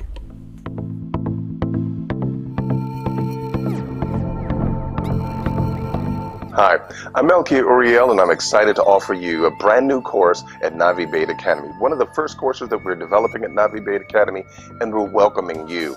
It's called the Hebrew Memorization Course, and perhaps you've been reading some Hebrew reference materials, and you note that the paragraphs are numbered by the Hebrew alphabet, as well as the verses. And you're wondering, well, how do I know which is which? If I want to go to a particular paragraph, how do I do that? You may also be wondering, well, how do I memorize the 10 Commandments? I want to be able to memorize the 10 Commandments and know them frontwards and back and be able to recall them in order and to know which commandment is which. As well as the Hebrew alphabet. I want to know the Hebrew alphabet and their numerical values from 1 to 400. I'm here to tell you that you can do that now. Now there is a course here at Navi Bait Academy where you will memorize the Hebrew alphabet from 1 to 22 and their numerical values from 1 to 400, as well as the 10 Commandments. All anyone will be able to have to do is to just either speak the number or the Hebrew alphabet, and you will be able to recall it. It's as simple as thinking of a number like 19, and 19 in the Hebrew alphabet is Qaf, which its numerical value is 100, and its paleographic Hebrew symbol is that of the horizon. Let's say 3, all right? Just a random number. 3 in the Hebrew alphabet is Gimel, and its paleographic Hebrew symbol is that of the foot, and also its number is 3. But guess what? Since it's 1 through 10, number 3 would represent the third commandment of the 10 Commandments, which is thou shalt not take the name of the Lord thy God in vain. Well, how am I able to do that? I'm able to do that because I've been using this system for some time now, and I'm willing to offer to you through this course at Navi Bait Academy. That's right. You can take your time. If it takes you a week, if it takes you a month, if it takes you 2 years, it's up to you to just study at your own pace. The only thing we ask you to do is just to dig in with us. And I'll even let you in on a secret. You can start the course for free. So thank you very much, and we can't wait to see you on the other side.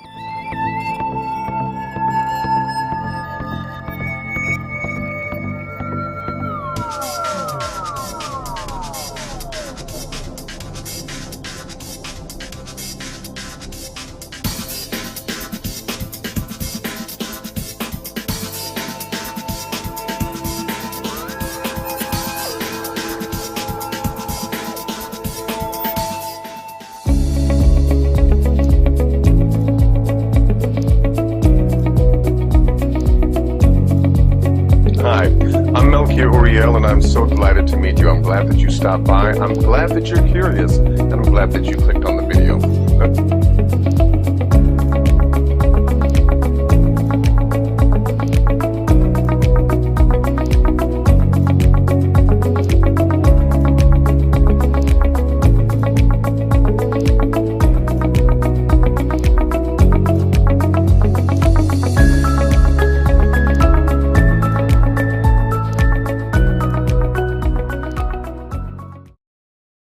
There are increasing numbers of Hebrew Israelites all over the world, from Asia to Africa, from Mexico to Germany. There are Hebrew Israelites that are coming together as a nation and as a family, and you are needed. You are needed to take your place as the educator of your families, your sons, your daughters. So we want you to enroll in Navi Beit University so that you can take your place in the kingdom. Now is the time to prepare to create Hebraically centered scholarly materials to educate others, to teach your family, to teach your sons, your daughters, to teach the young, to teach the old, and to bring them into the knowledge of the Most High. The Most High is gathering us together as He has promised. So enroll in Navi Beit University, connect with the administrator and the registrars, and enroll today for just $35 for a bachelor's per month, or $45 for a master's, or even enroll in the doctorate's program. You can get a degree with a Hebraic focus at Navi Beit University. Hebraic education, undergraduate, graduate, and specialty courses.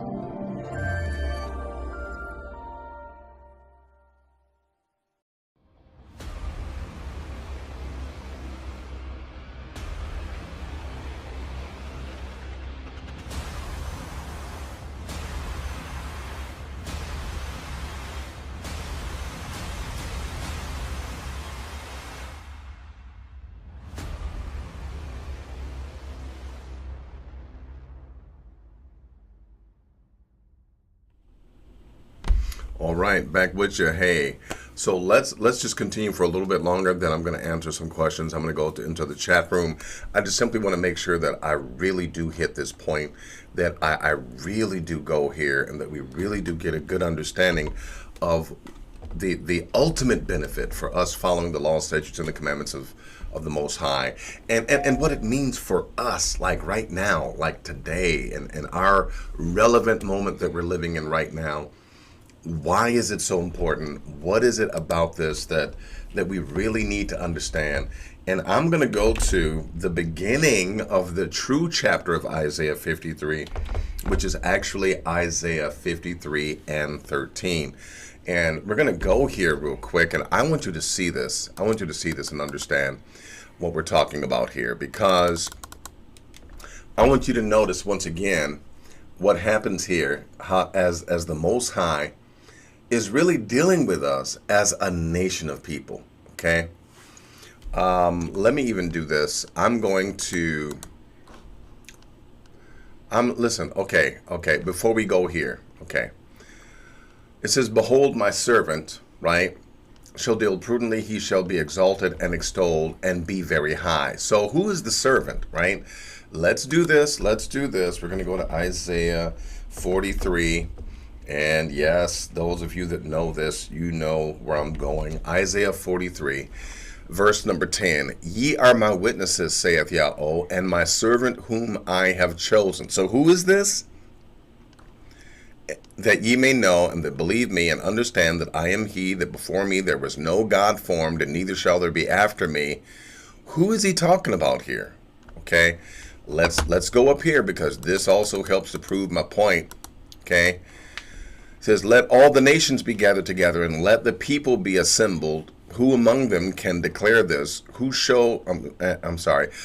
among them can declare this and show us former things? Let them bring forth their witnesses, that they may be justified, or let them hear and say it is true. The Most High says, you are my witnesses and my servant. Who is he talking about? Well, we know that he's talking about Israel, right? Let me even do this. Listen. For those of you that really need more proof as to who this is talking about. Basically, it's talking about Israel. But what I will do for you, I will get you some more proof. Just because you feel like you want it, just because you feel like you need it, I will definitely get you some more proof here. So notice what it says here. For I am Yahweh Eloheka. I am the Lord your God, the Holy One of Israel. So we're talking about Israel, right? And it says that I am your Savior. There is no Savior but the Most High. Not talking about JC. But the Most High says that he's talking about Israel. Well, when we come down here further, he says, you are my witnesses, saith Yahweh, and my servant. He's talking to Israel. And he says, Israel, you are my servant, right? You're the one that I've chosen. You are my witnesses because you're a nation of people, but I look at you as a man, as my servant, whom I have chosen, right? So then, as we continue here and we go into Isaiah 52 and 13, which is where the true chapter of Isaiah 53 starts. The Christians took the Old Testament, took the Tanakh, and they sliced it up the way that they wanted to, okay? But this is the real beginning of Isaiah 53. It's at 52 and 13. Behold, my servant, talking about Israel, shall deal prudently. He shall be exalted and very high. This is what the Most High is doing, is he is lifting up Israel very high. And this is what people cannot get. This is what makes people to be, I don't know, they go cuckoo for Cocoa Pops and talking about some sort of celestial heaven dangling in the sky, talking about the kingdom of God. But this is what the Most High is doing. He is exalting Israel and putting Israel back where it belongs and lifting it up very, very high. Why? Because again, as a servant, he, Israel, who the Most High styled as a man, he says that his visage was so marred more than any man. In other words, what I did to him, basically, I messed him up as a nation because I had to punish him. I messed him up as a nation. And by the time I got done with them, they did not resemble a nation at all. They did not resemble a people. They did not resemble a nation at all. Okay? So that's what's being shared here. And so shall he sprinkle many nations. So once again, we're dealing with the nations again. But notice what it reads here. The Most High is going to exalt Israel. Right? He's going to exalt Israel. And I could go through this. I did do a lesson on Isaiah 53. I'm not going to get into it now. Okay? But long story short, we as a people are being lifted up and restored as the people of the Most High, which is why when you get to Isaiah, the 60th chapter and the 61st chapter, notice what it reads here. It says, arise and shine, for your light has come, and the glory of the Most High is risen upon you. Why? Because, look, you were dogged out as a people, but I'm lifting you back up, okay? And notice, he's talking about nations in verse number 3. So this is what it's all about. This is what the Most High is saying. Israel, you were dogged out, you were done wrong, but I'm going to lift you up, okay? I'm going to lift you up, and I'm going to cause the Gentiles to bless you. The ones that dogged you out, I'm going to cause them to bless you. Okay? End of story. Now, let me do this. Let me tiptoe over here into the chat room, and let's see if there are any questions. Again, please address your questions to me, and then we will answer them, and yeah. We'll see what's going on. As I look through this, I'm looking for questions that are addressed to me.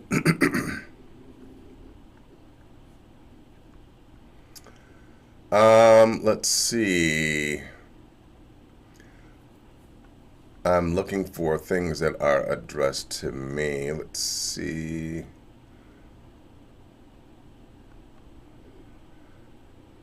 Okay, as I look through the comments, there is something addressed to me. All right, my brother George Evans, he asked me a question. He says, what nationality were the Maccabees? What nationality were the Maccabees? Okay, so the Maccabees, which of course, as you know, they fought a war, right? They fought a war against the Greeks, and they won.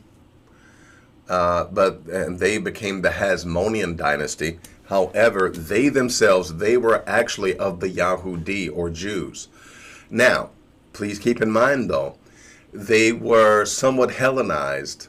Okay, when I say somewhat Hellenized, what I'm talking about is the fact that they themselves, they had Greek speakers in their midst, as well as some of them spoke Greek. Okay, and they were not completely against the Greek culture, which later on you can see where they were kind of like, I don't want to say that they were seduced by the Greco-Roman, I call it the Greco-Roman culture. I wouldn't say that they were seduced by Hellenism, but later on, man, they became bedfellows. They became bedfellows with the Greeks and with the power structure, to the point to where it is because of them that Rome actually entered into Jerusalem and gained a stronghold and became the new enemy to Israel. It is because of them. They sided with they sided with the Romans in trying to get the Greeks out of the way, and didn't know that they were hopping out of the pan and into the fryer. Okay? Because they had proven that they could win against the Greeks. They proved that. But then they invited the Romans in, and so next thing you know, man, the Romans were like, hey, we got a stronghold on you, and we're not going to let you go. Okay? The Romans were far more, man, the Romans were worse. I'm just going to say it. The Romans were much worse. And lo and behold, yeah, they hopped out of the pan and into the fire. So they were actually, I want to say that they were Hellenistic Jews. They did win a victory. Yeah, it was beautiful. It was wonderful. Yeah. It was prophesied in Daniel, but guess what? They also became bedfellows with pagans and ended up flushing Israel down the toilet, bottom line. And there's many people that did not like the Hasmoneans or the Maccabees for that reason, because basically they ended up selling out Israel in the end, even though they won even though they did win a big battle. Okay. Let's see here. Are there any other questions for me? Jacqueline E. Bugs asks, what does Navi Beit mean? Navi is prophet and Beit is house. So Prophet House, basically Prophet House University. Taken from Numbers 11:29, where Moshe said, I would that all of the Most High people were prophets. And that basically that they could hear and obey the Most High. Let's see. Are there any more questions for me? Let's see here.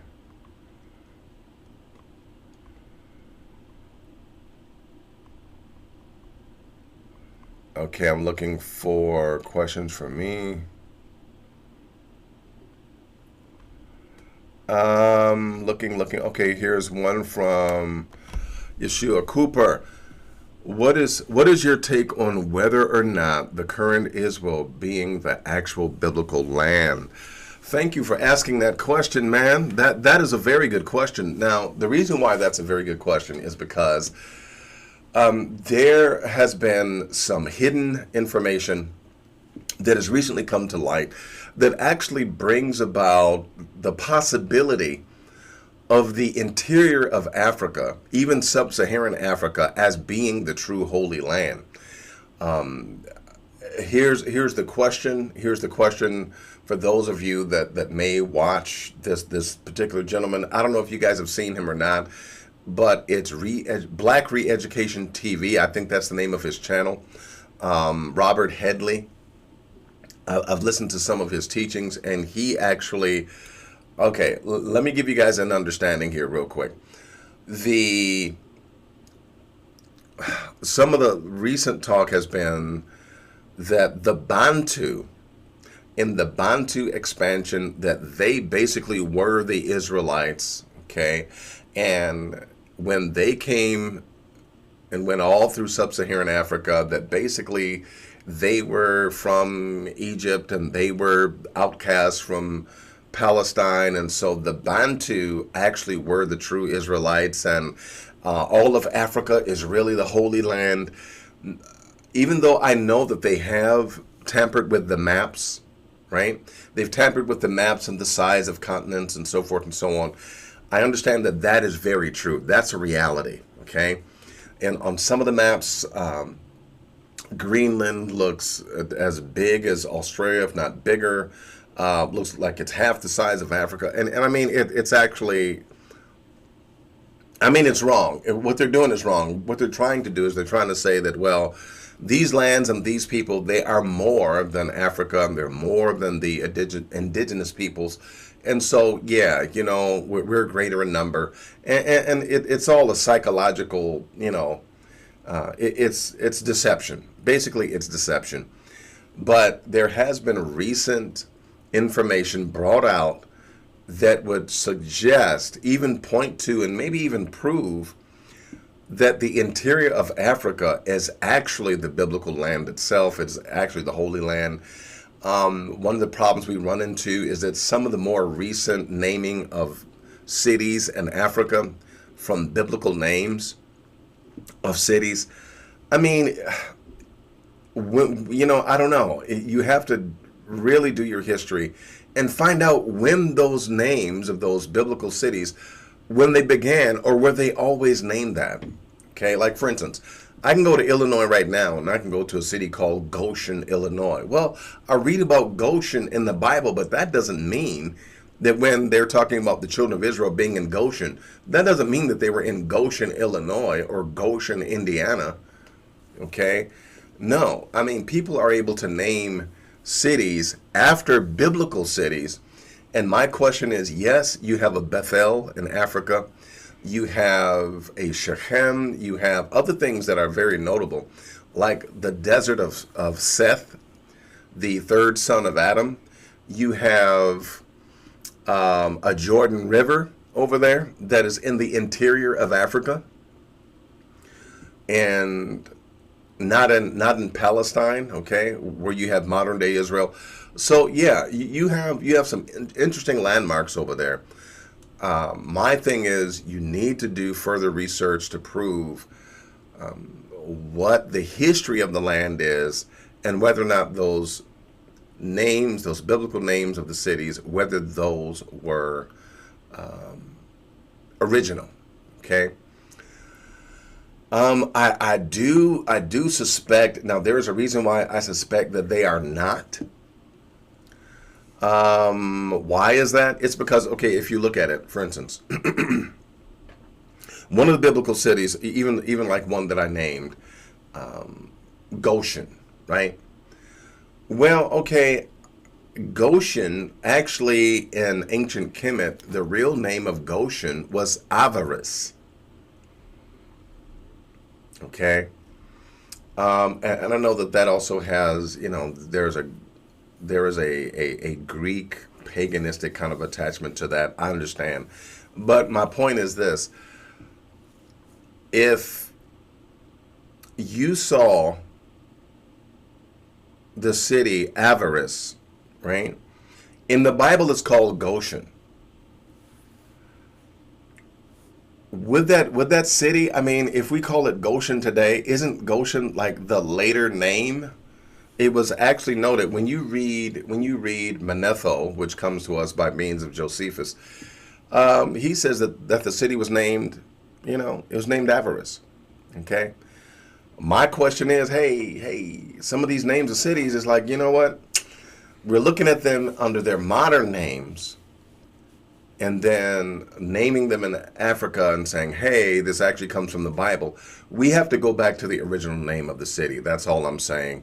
And I don't know if we really have that information. I don't know if we have that documentation. But I will say this, Yeshua Cooper, there is evidence to point to the interior of Africa as being the actual Holy Land. Okay? And I will leave that right there. It is somewhat controversial because, again, you have to really do some research and history and so forth and so on. Also, too, you got to think the Yoruba as well as the Akan, they all talk about migrating from the north, okay? And migrating from the north when there was a persecution in the north, when Babylon, when Nebuchadnezzar and others, when they came to invade, when the Syrians and when the Babylonians came to invade, they came from the north into the interior of Africa. This has been the way that we've done as a people, constantly. So bottom line of it is, there's evidence to say that, yeah, the interior of Africa is the Holy Land, but then it's like, you'd have to document the Romans coming into the interior of Africa, when, according to the history that we know, the farthest that they got was in Egypt and perhaps even just the northern parts of Africa and not the interior. It wasn't until much later until Europeans actually invaded the interior of Africa. So it's kind of sketchy. Even though there's some evidence, it is kind of sketchy. You got to tie up a lot of loose ends, and I don't have all the answers on that one, okay?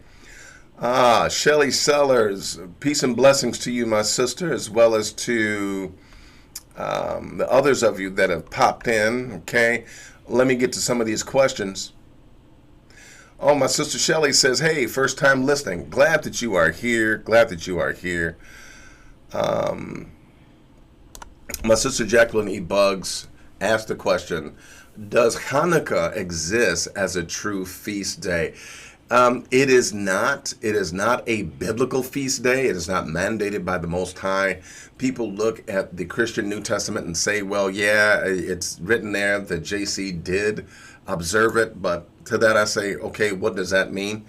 I would say to you that it is not an official feast day, but it is a recognized feast day.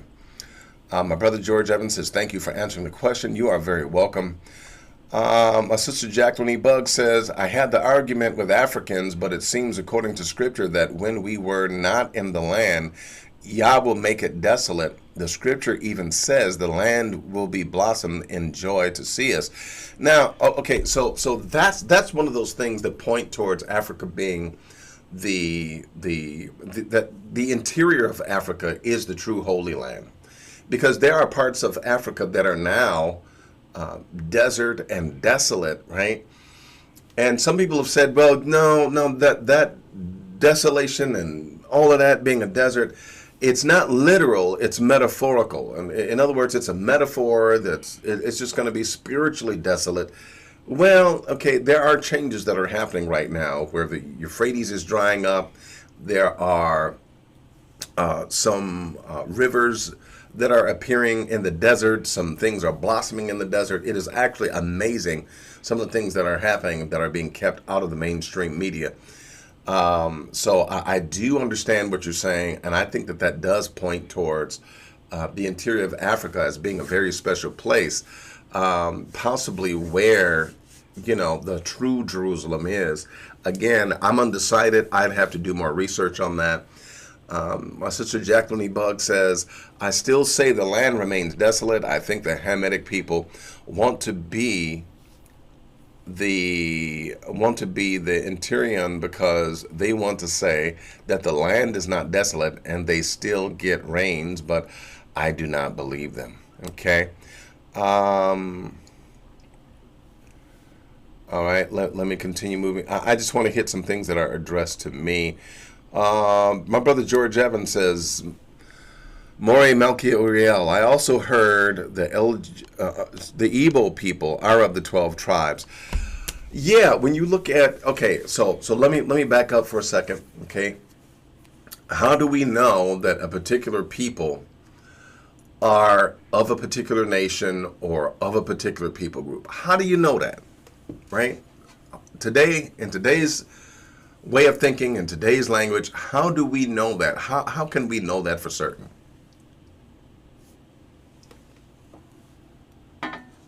All right, I'm glad you asked the question, because there are things like, for instance, okay, we can ask ourselves a question in relationship to us today. If people looked at us and they'd say, well, how do we know you black? Tongue in cheek, right? I'm saying black, even though we're a nation of people. How do we know that you black? Well, okay, did you grow up eating chitlins and hog maws? Did you grow up, did you grow up putting hot sauce on everything? Did your mama used to take one of them curling irons and put it on the stove and give you a blowout when you were younger? Okay.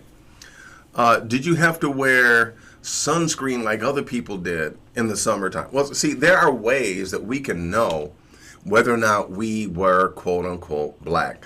Did you live in the, in the poorer parts of the city, right? Did you live, you and your people that look like you, did you live along a street called MLK or Dr. Martin Luther King? Because every city got an MLK, and that's where the black folk be, right? Well, there are ways that we can find out whether or not a particular people group are a particular people group, okay? There are certain markers. So then let's talk about it for a second. I have a book, I don't have it in front of me, but it's called The Hebrew Isms of the American Indians.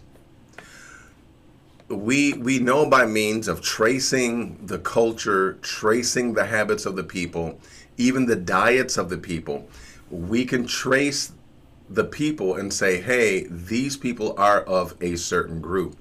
For instance, the American Indians, they did circumcise on the 8th day, just as it's written in the scriptures, okay? They had a yearly festival that matches Yom Kippur and also Passover. They, a lot of the customs that we have, and talking about Levirate marriage, where if the brother dies, then that wife goes in unto her dead husband's brother to preserve the name and will have children by means of that, that brother. So yeah, the Igbo I believe that the Igbo are definitely a part of the tribe, one of the 12 tribes of Israel, because of the Hebrewisms of the culture, okay? And this has even been, listen, there are the Ashkenazi Jews of today, of rabbinical Judaism, have said, yes, these are a part of our people, okay? Aside from Project Moses, where they got all those Ethiopians, okay, supposedly connected to Solomon through Menelik. They, aside from Project Moses and the Ethiopian Jews, called the Falasha, which is a negative term, by the way, aside from them, the Igbo are said to be, the Igbo are one of the 12 tribes, okay? And that's through watching the culture, even looking at some of the language. There was a sister in Africa who heard me speaking Hebrew, and she asked me the question. She said, what language is that? Do you speak Ewe? Well, see, the Ewe, along with the Ashanti and along with the Yoruba, they all have a cultural history of coming from Israel, and they themselves do have Hebrewisms within their cultures, okay? I absolutely love it. So I'm going to leave that there. I could say more about it, but I don't want to be too long-winded. Looking at things that are addressed to me. Moving different. Peace and blessings to you. Glad that you're here. All right, and I think that is it for the questions. What I'm going to do is I'm going to, let's see here. I'm going to go ahead and, okay, I think that we are good. Okay. All right. I think that I have answered all the questions that you all have had. If there are no more questions, then guess what I'm going to do? I'm about to skedaddle, and I will let you all enjoy the rest of your Shabbat. We'll let you enjoy the rest of your day. I don't see any more questions, though I did refresh the screen, and I don't know where y'all went.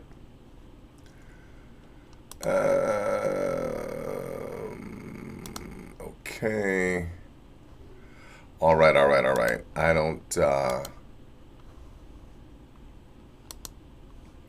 All right, we're just going to go ahead, and I don't know where everyone went, but hey, there we go. It took all the messages away. All right, so please listen. For those of you that are listening, to my sister that's here for the first time, do you have any questions? Let me ask that to my sister. Do you have any questions?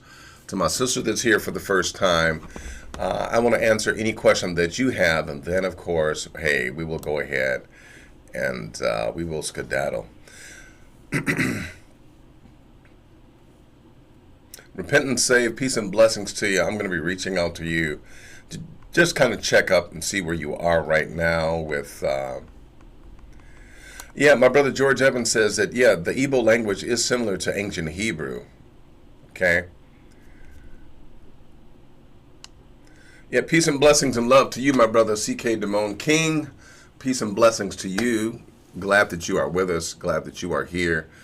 My sister that's here for the first time, hey, I just want to know if you have any questions, my sister.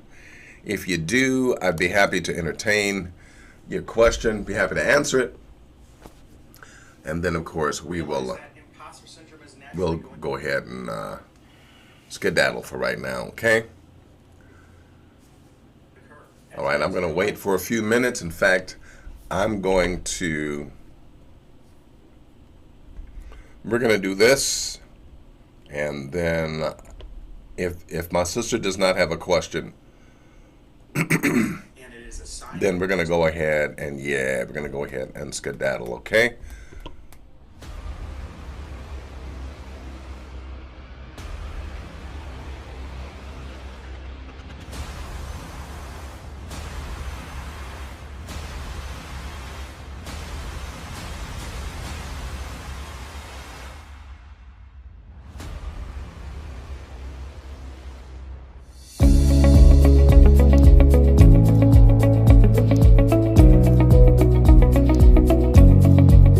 Hi, I'm Melchior Uriel, and I'm so delighted to meet you. I'm glad that you stopped by. I'm glad that you're curious, and I'm glad that you clicked on the video.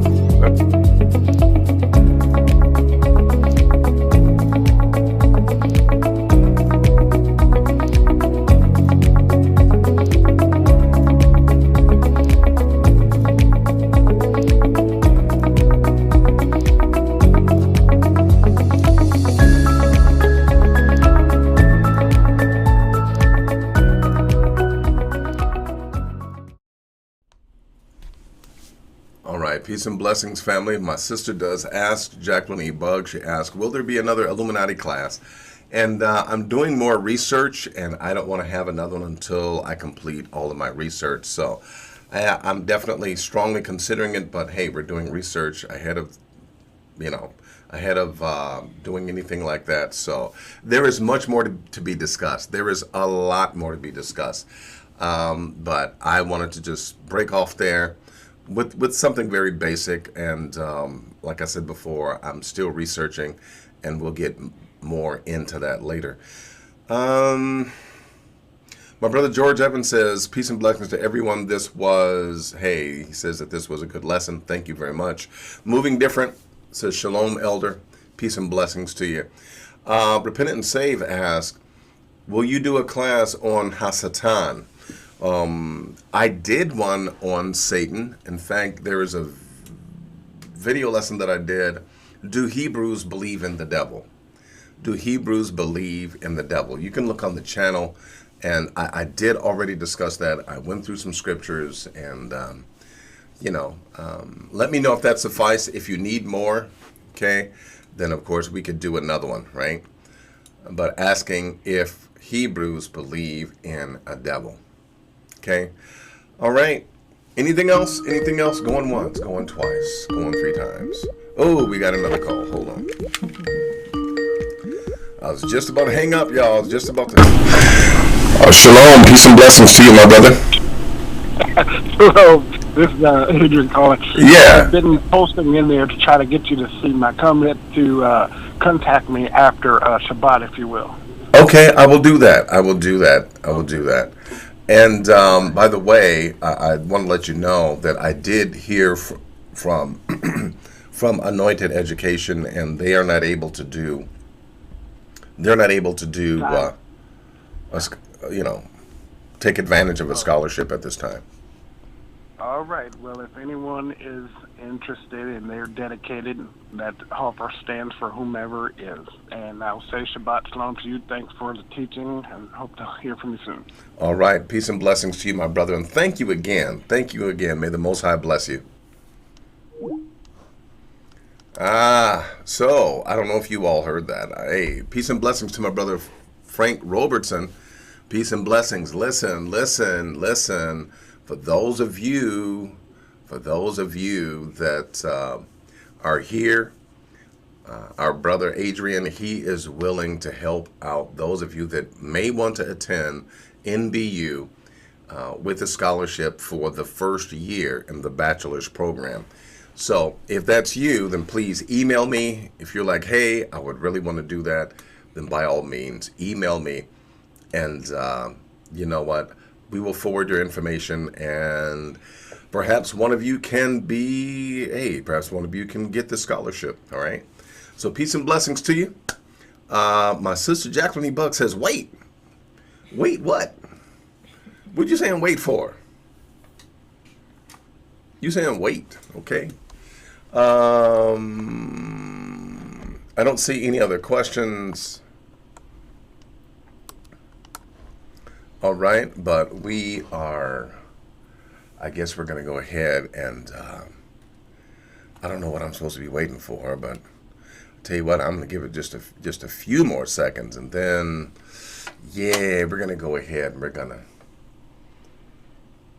to let this be it, okay? Okay, my sister Jacqueline Bugs, I guess she's telling me, she says, I have seen a change in teaching about some of the things that were once called witchcraft. What do you say about orgonite? And did you see that question? Okay, so, let me, I'm going to give you the quick and dirty, okay? What about witchcraft? What about, of course, witchcraft is a religion. Okay, I don't know if many of you all know that or not. But like my sister Jacqueline Lee Bugs is asking, basically asking about crystals and asking about certain aspects of witchcraft. There are things that are labeled witchcraft that are not witchcraft. I mean, basically, there are things that have been labeled as witchcraft that is basically just the simple natural use of things, okay? It's known for a fact that if you put a crystal in water, that a lot of our waters that we drink, especially in the inner city and large cities, it's dead water. Okay, what do you mean dead water? It's water, true enough, but the molecular structure of the water itself, it's not what it's supposed to be. It is not as life affirming. Yeah, our bodies still need it, and our body uses the water, even though the water is of a very low quality and is considered to be dead water. Well, it's known for a fact that when you put a crystal in water, that it electrically charges the water and restores the water kind of like back to its healthy original self, okay? And I'm using this as an example. There was an experiment done with water, and I'm not talking about the experiments done by Dr. Emoto. I'm talking about these were experiments that were done in a lab among scientists, and they discovered that water has mystical properties all by itself. That is water that's healed, water that is healthy, water that is what it's supposed to be. Let me share this with you, and I know we're getting into this, and by the way, CK Damone King, yes, you can give me a call later. You can actually, I tell you what, you can email me and then you can phone me. I'll give you my number and you can actually phone me after Shabbat, okay? But there were scientists who were trying to make sure that they isolated some cyanide. It was some poison. It was cyanide. So they put it in water because they wanted to make sure, even though it was in plastic, it was encapsulated in plastic, the plastic did not leak. The plastic did not leak, but they just put it in the water to make sure that it's safe and nothing,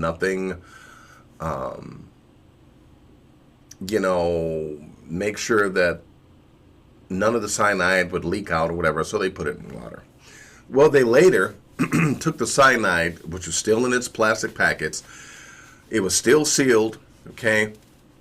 It did not leak out, not anywhere, but they noticed that when they gave the water to the rats died, and the rats died as if the cyanide had actually killed them. That's because healthy water takes on the properties of what is around it. Okay? It takes on the energy signatures, if you will, of what is around it. So the cyanide, the water took on the properties of cyanide without being cyanide. Okay? And it actually killed the mice.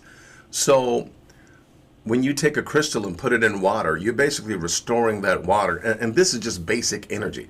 This is like rubbing your feet, wearing some polyester or nylon socks and rubbing your feet on carpet and then getting a shock. I mean, that's not witchcraft. It's just normal everyday activity. And so is putting crystals in water. That's just simply what it is. Well, there are things that are labeled witchcraft that are not witchcraft. Now, as I was saying before, witchcraft is actually a religion. It's called Wicca. And Wicca, okay, Wicca is actually a religion, but it's a nature religion, okay? And it gets a little deep because they do serve the quote-unquote horned one. But long story short, hey, it's one of those things where the lower elements, if you will, the lower vibratory elements that are yet and still, they do have some power. These are the elementals of the earth. There are powers, there's things that work in the earth, things that have energy. They deal with those things, right? From the use of herbs and from the use of making certain tonics and so forth and so on, which is no more than folk medicine, right? I don't consider that to be witchcraft. Now, there is a darker side of that. There is a darker side of that. There is the satanic witchcraft, which gets into, of course, the calling on of evil spirits and so forth and so on, and actually consorting with what the Tanakh calls the Shaddim, the spirits, if you will, that are just kind of like out there, right? I've had someone ask me the question like, hey, well, what about, because this subject often gets people into things like, well, ghosts and spirits and so forth and so on. And while my experience is not exhaustive, I do have some experience, and I've come to know that, yeah, a disembodied spirit is really a person without a body. And if a person can be mischievous or wrong or evil or even right and good, well, so can a disembodied spirit. I won't tell you about my experiences, though I've had a few. I will not tell you about my experience, but I will say this. You do have to be careful when it comes to spiritual things, because everything is not what it seems. So people delving into quote-unquote witchcraft, basically they're seeking to use the power of the earth in order to get some things done. Now, again, there's a whole nother side to this where you begin to consort with spirits of the dead and necromancy and calling them up and speaking to them, and even some ancestral veneration gets into that. So you do have to be careful.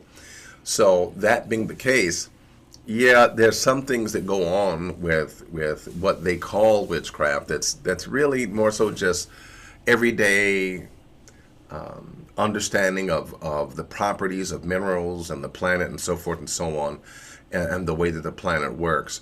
Aside from that, there is a side of that that is witchcraft. It is, quote unquote, towards a more negative side. There is white.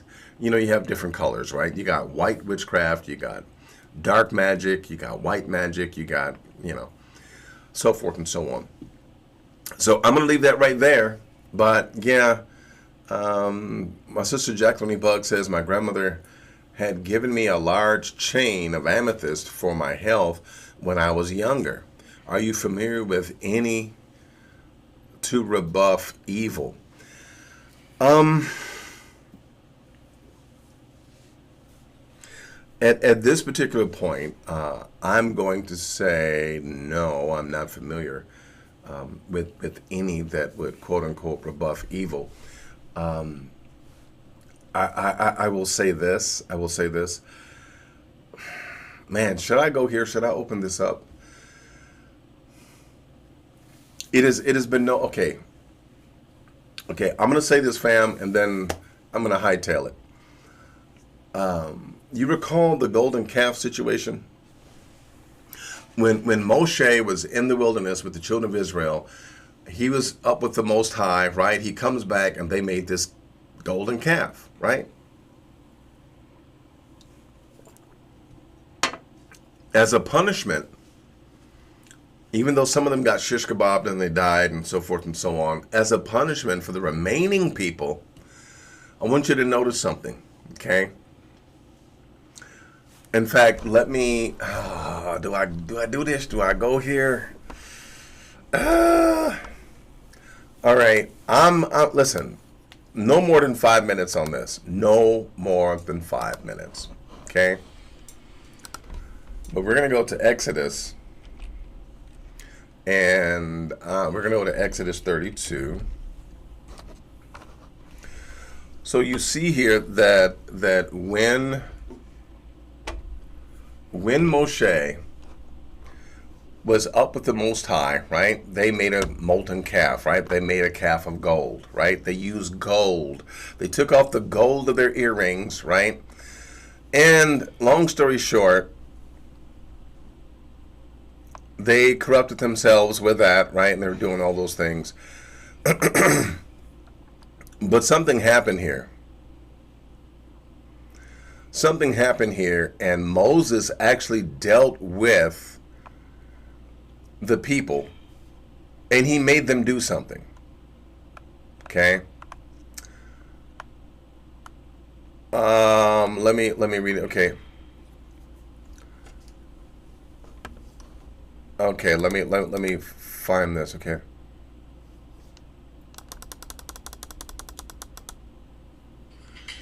I want to read this. And Moses stood in the gate of the camp and said, who is on the Lord's side? Let him come unto me. And all the sons of Levi gathered themselves together unto him. And he said unto them, thus saith the Lord God of Israel, put every man a sword on the side. Okay. He does that. And Moses, for Moses had said, consecrate yourselves today to Yahweh, and every man and his son and his brothers, so forth and so on. Okay, let me go down. Moshe ended up grinding up the golden calf, and he made the people to drink it. Wait a minute. Why is that significant, and why would you point that out?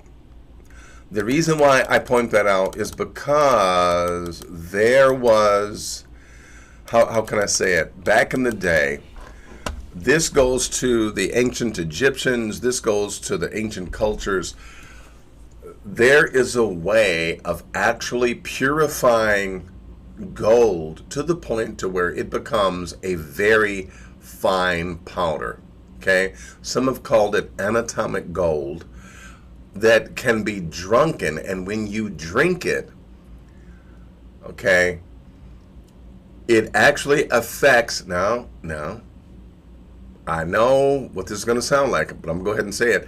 It affects your ability to perceive, and it affects your ability to be able to connect even with spiritual things and a higher nature, if you will. It is this same substance that individuals use to actually transform themselves, and this was really what later became known to the Greeks as the philosopher's stone. It was not a stone, okay? But this is what they sought after.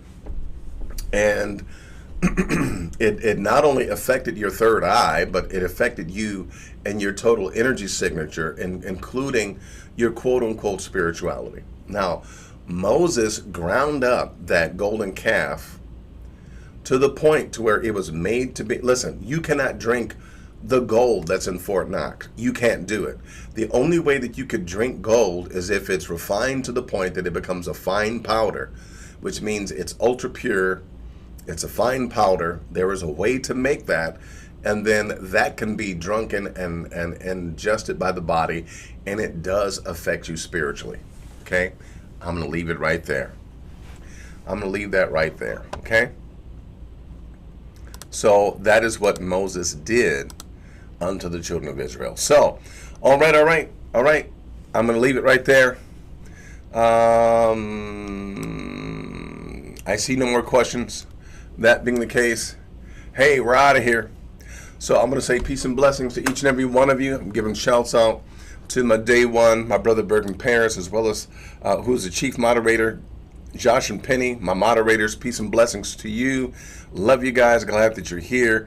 CK Damone King, so glad that you are here.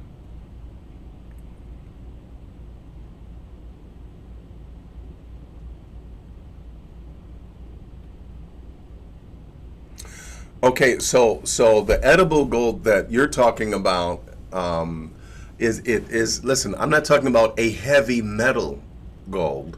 I'm talking about gold refined to the point to where it can be digested, and it's called anatomic gold. Okay, it's not the regular gold, but it's anatomic gold. So peace and blessings to you, my brothers and my sisters. Hey, Repentant and Save, Jermaine Deacle, hey, bless you guys. Glad that you guys were with us. To my brother George Evans, peace and blessings to you. My brother Adrian of Black Bond, peace and blessings to you. CK Damone King, peace and blessings to you. To Frank Robertson, peace and blessings to you, my brother. And I'm glad that you're enjoying the channel, my brother. I'm glad that you come on back with us. Join us, become a regular. Hey, and may the Most High bless you. And Moving Different is here. Hey, peace and blessings to you. To my sister Jacqueline E. Bugs, peace and blessings to you. I don't want to miss anyone. It looks like I got everyone, but hey, I'm so glad that you all were with us. I'm now going to release you to enjoy the rest of your Shabbat. Thank you very much for giving me something that is most precious, which is your time and your attention. Thank you so much for this. We've been iron sharpening iron. May the Most High bless you, and may you enjoy the rest of your Shabbat. Peace and blessings to you. And I think that we are out of here. Malkia Uriel. See, I have this day set thee over the nations and over the kingdoms, to root out and to pull down, to destroy and to throw down, to build and to plant.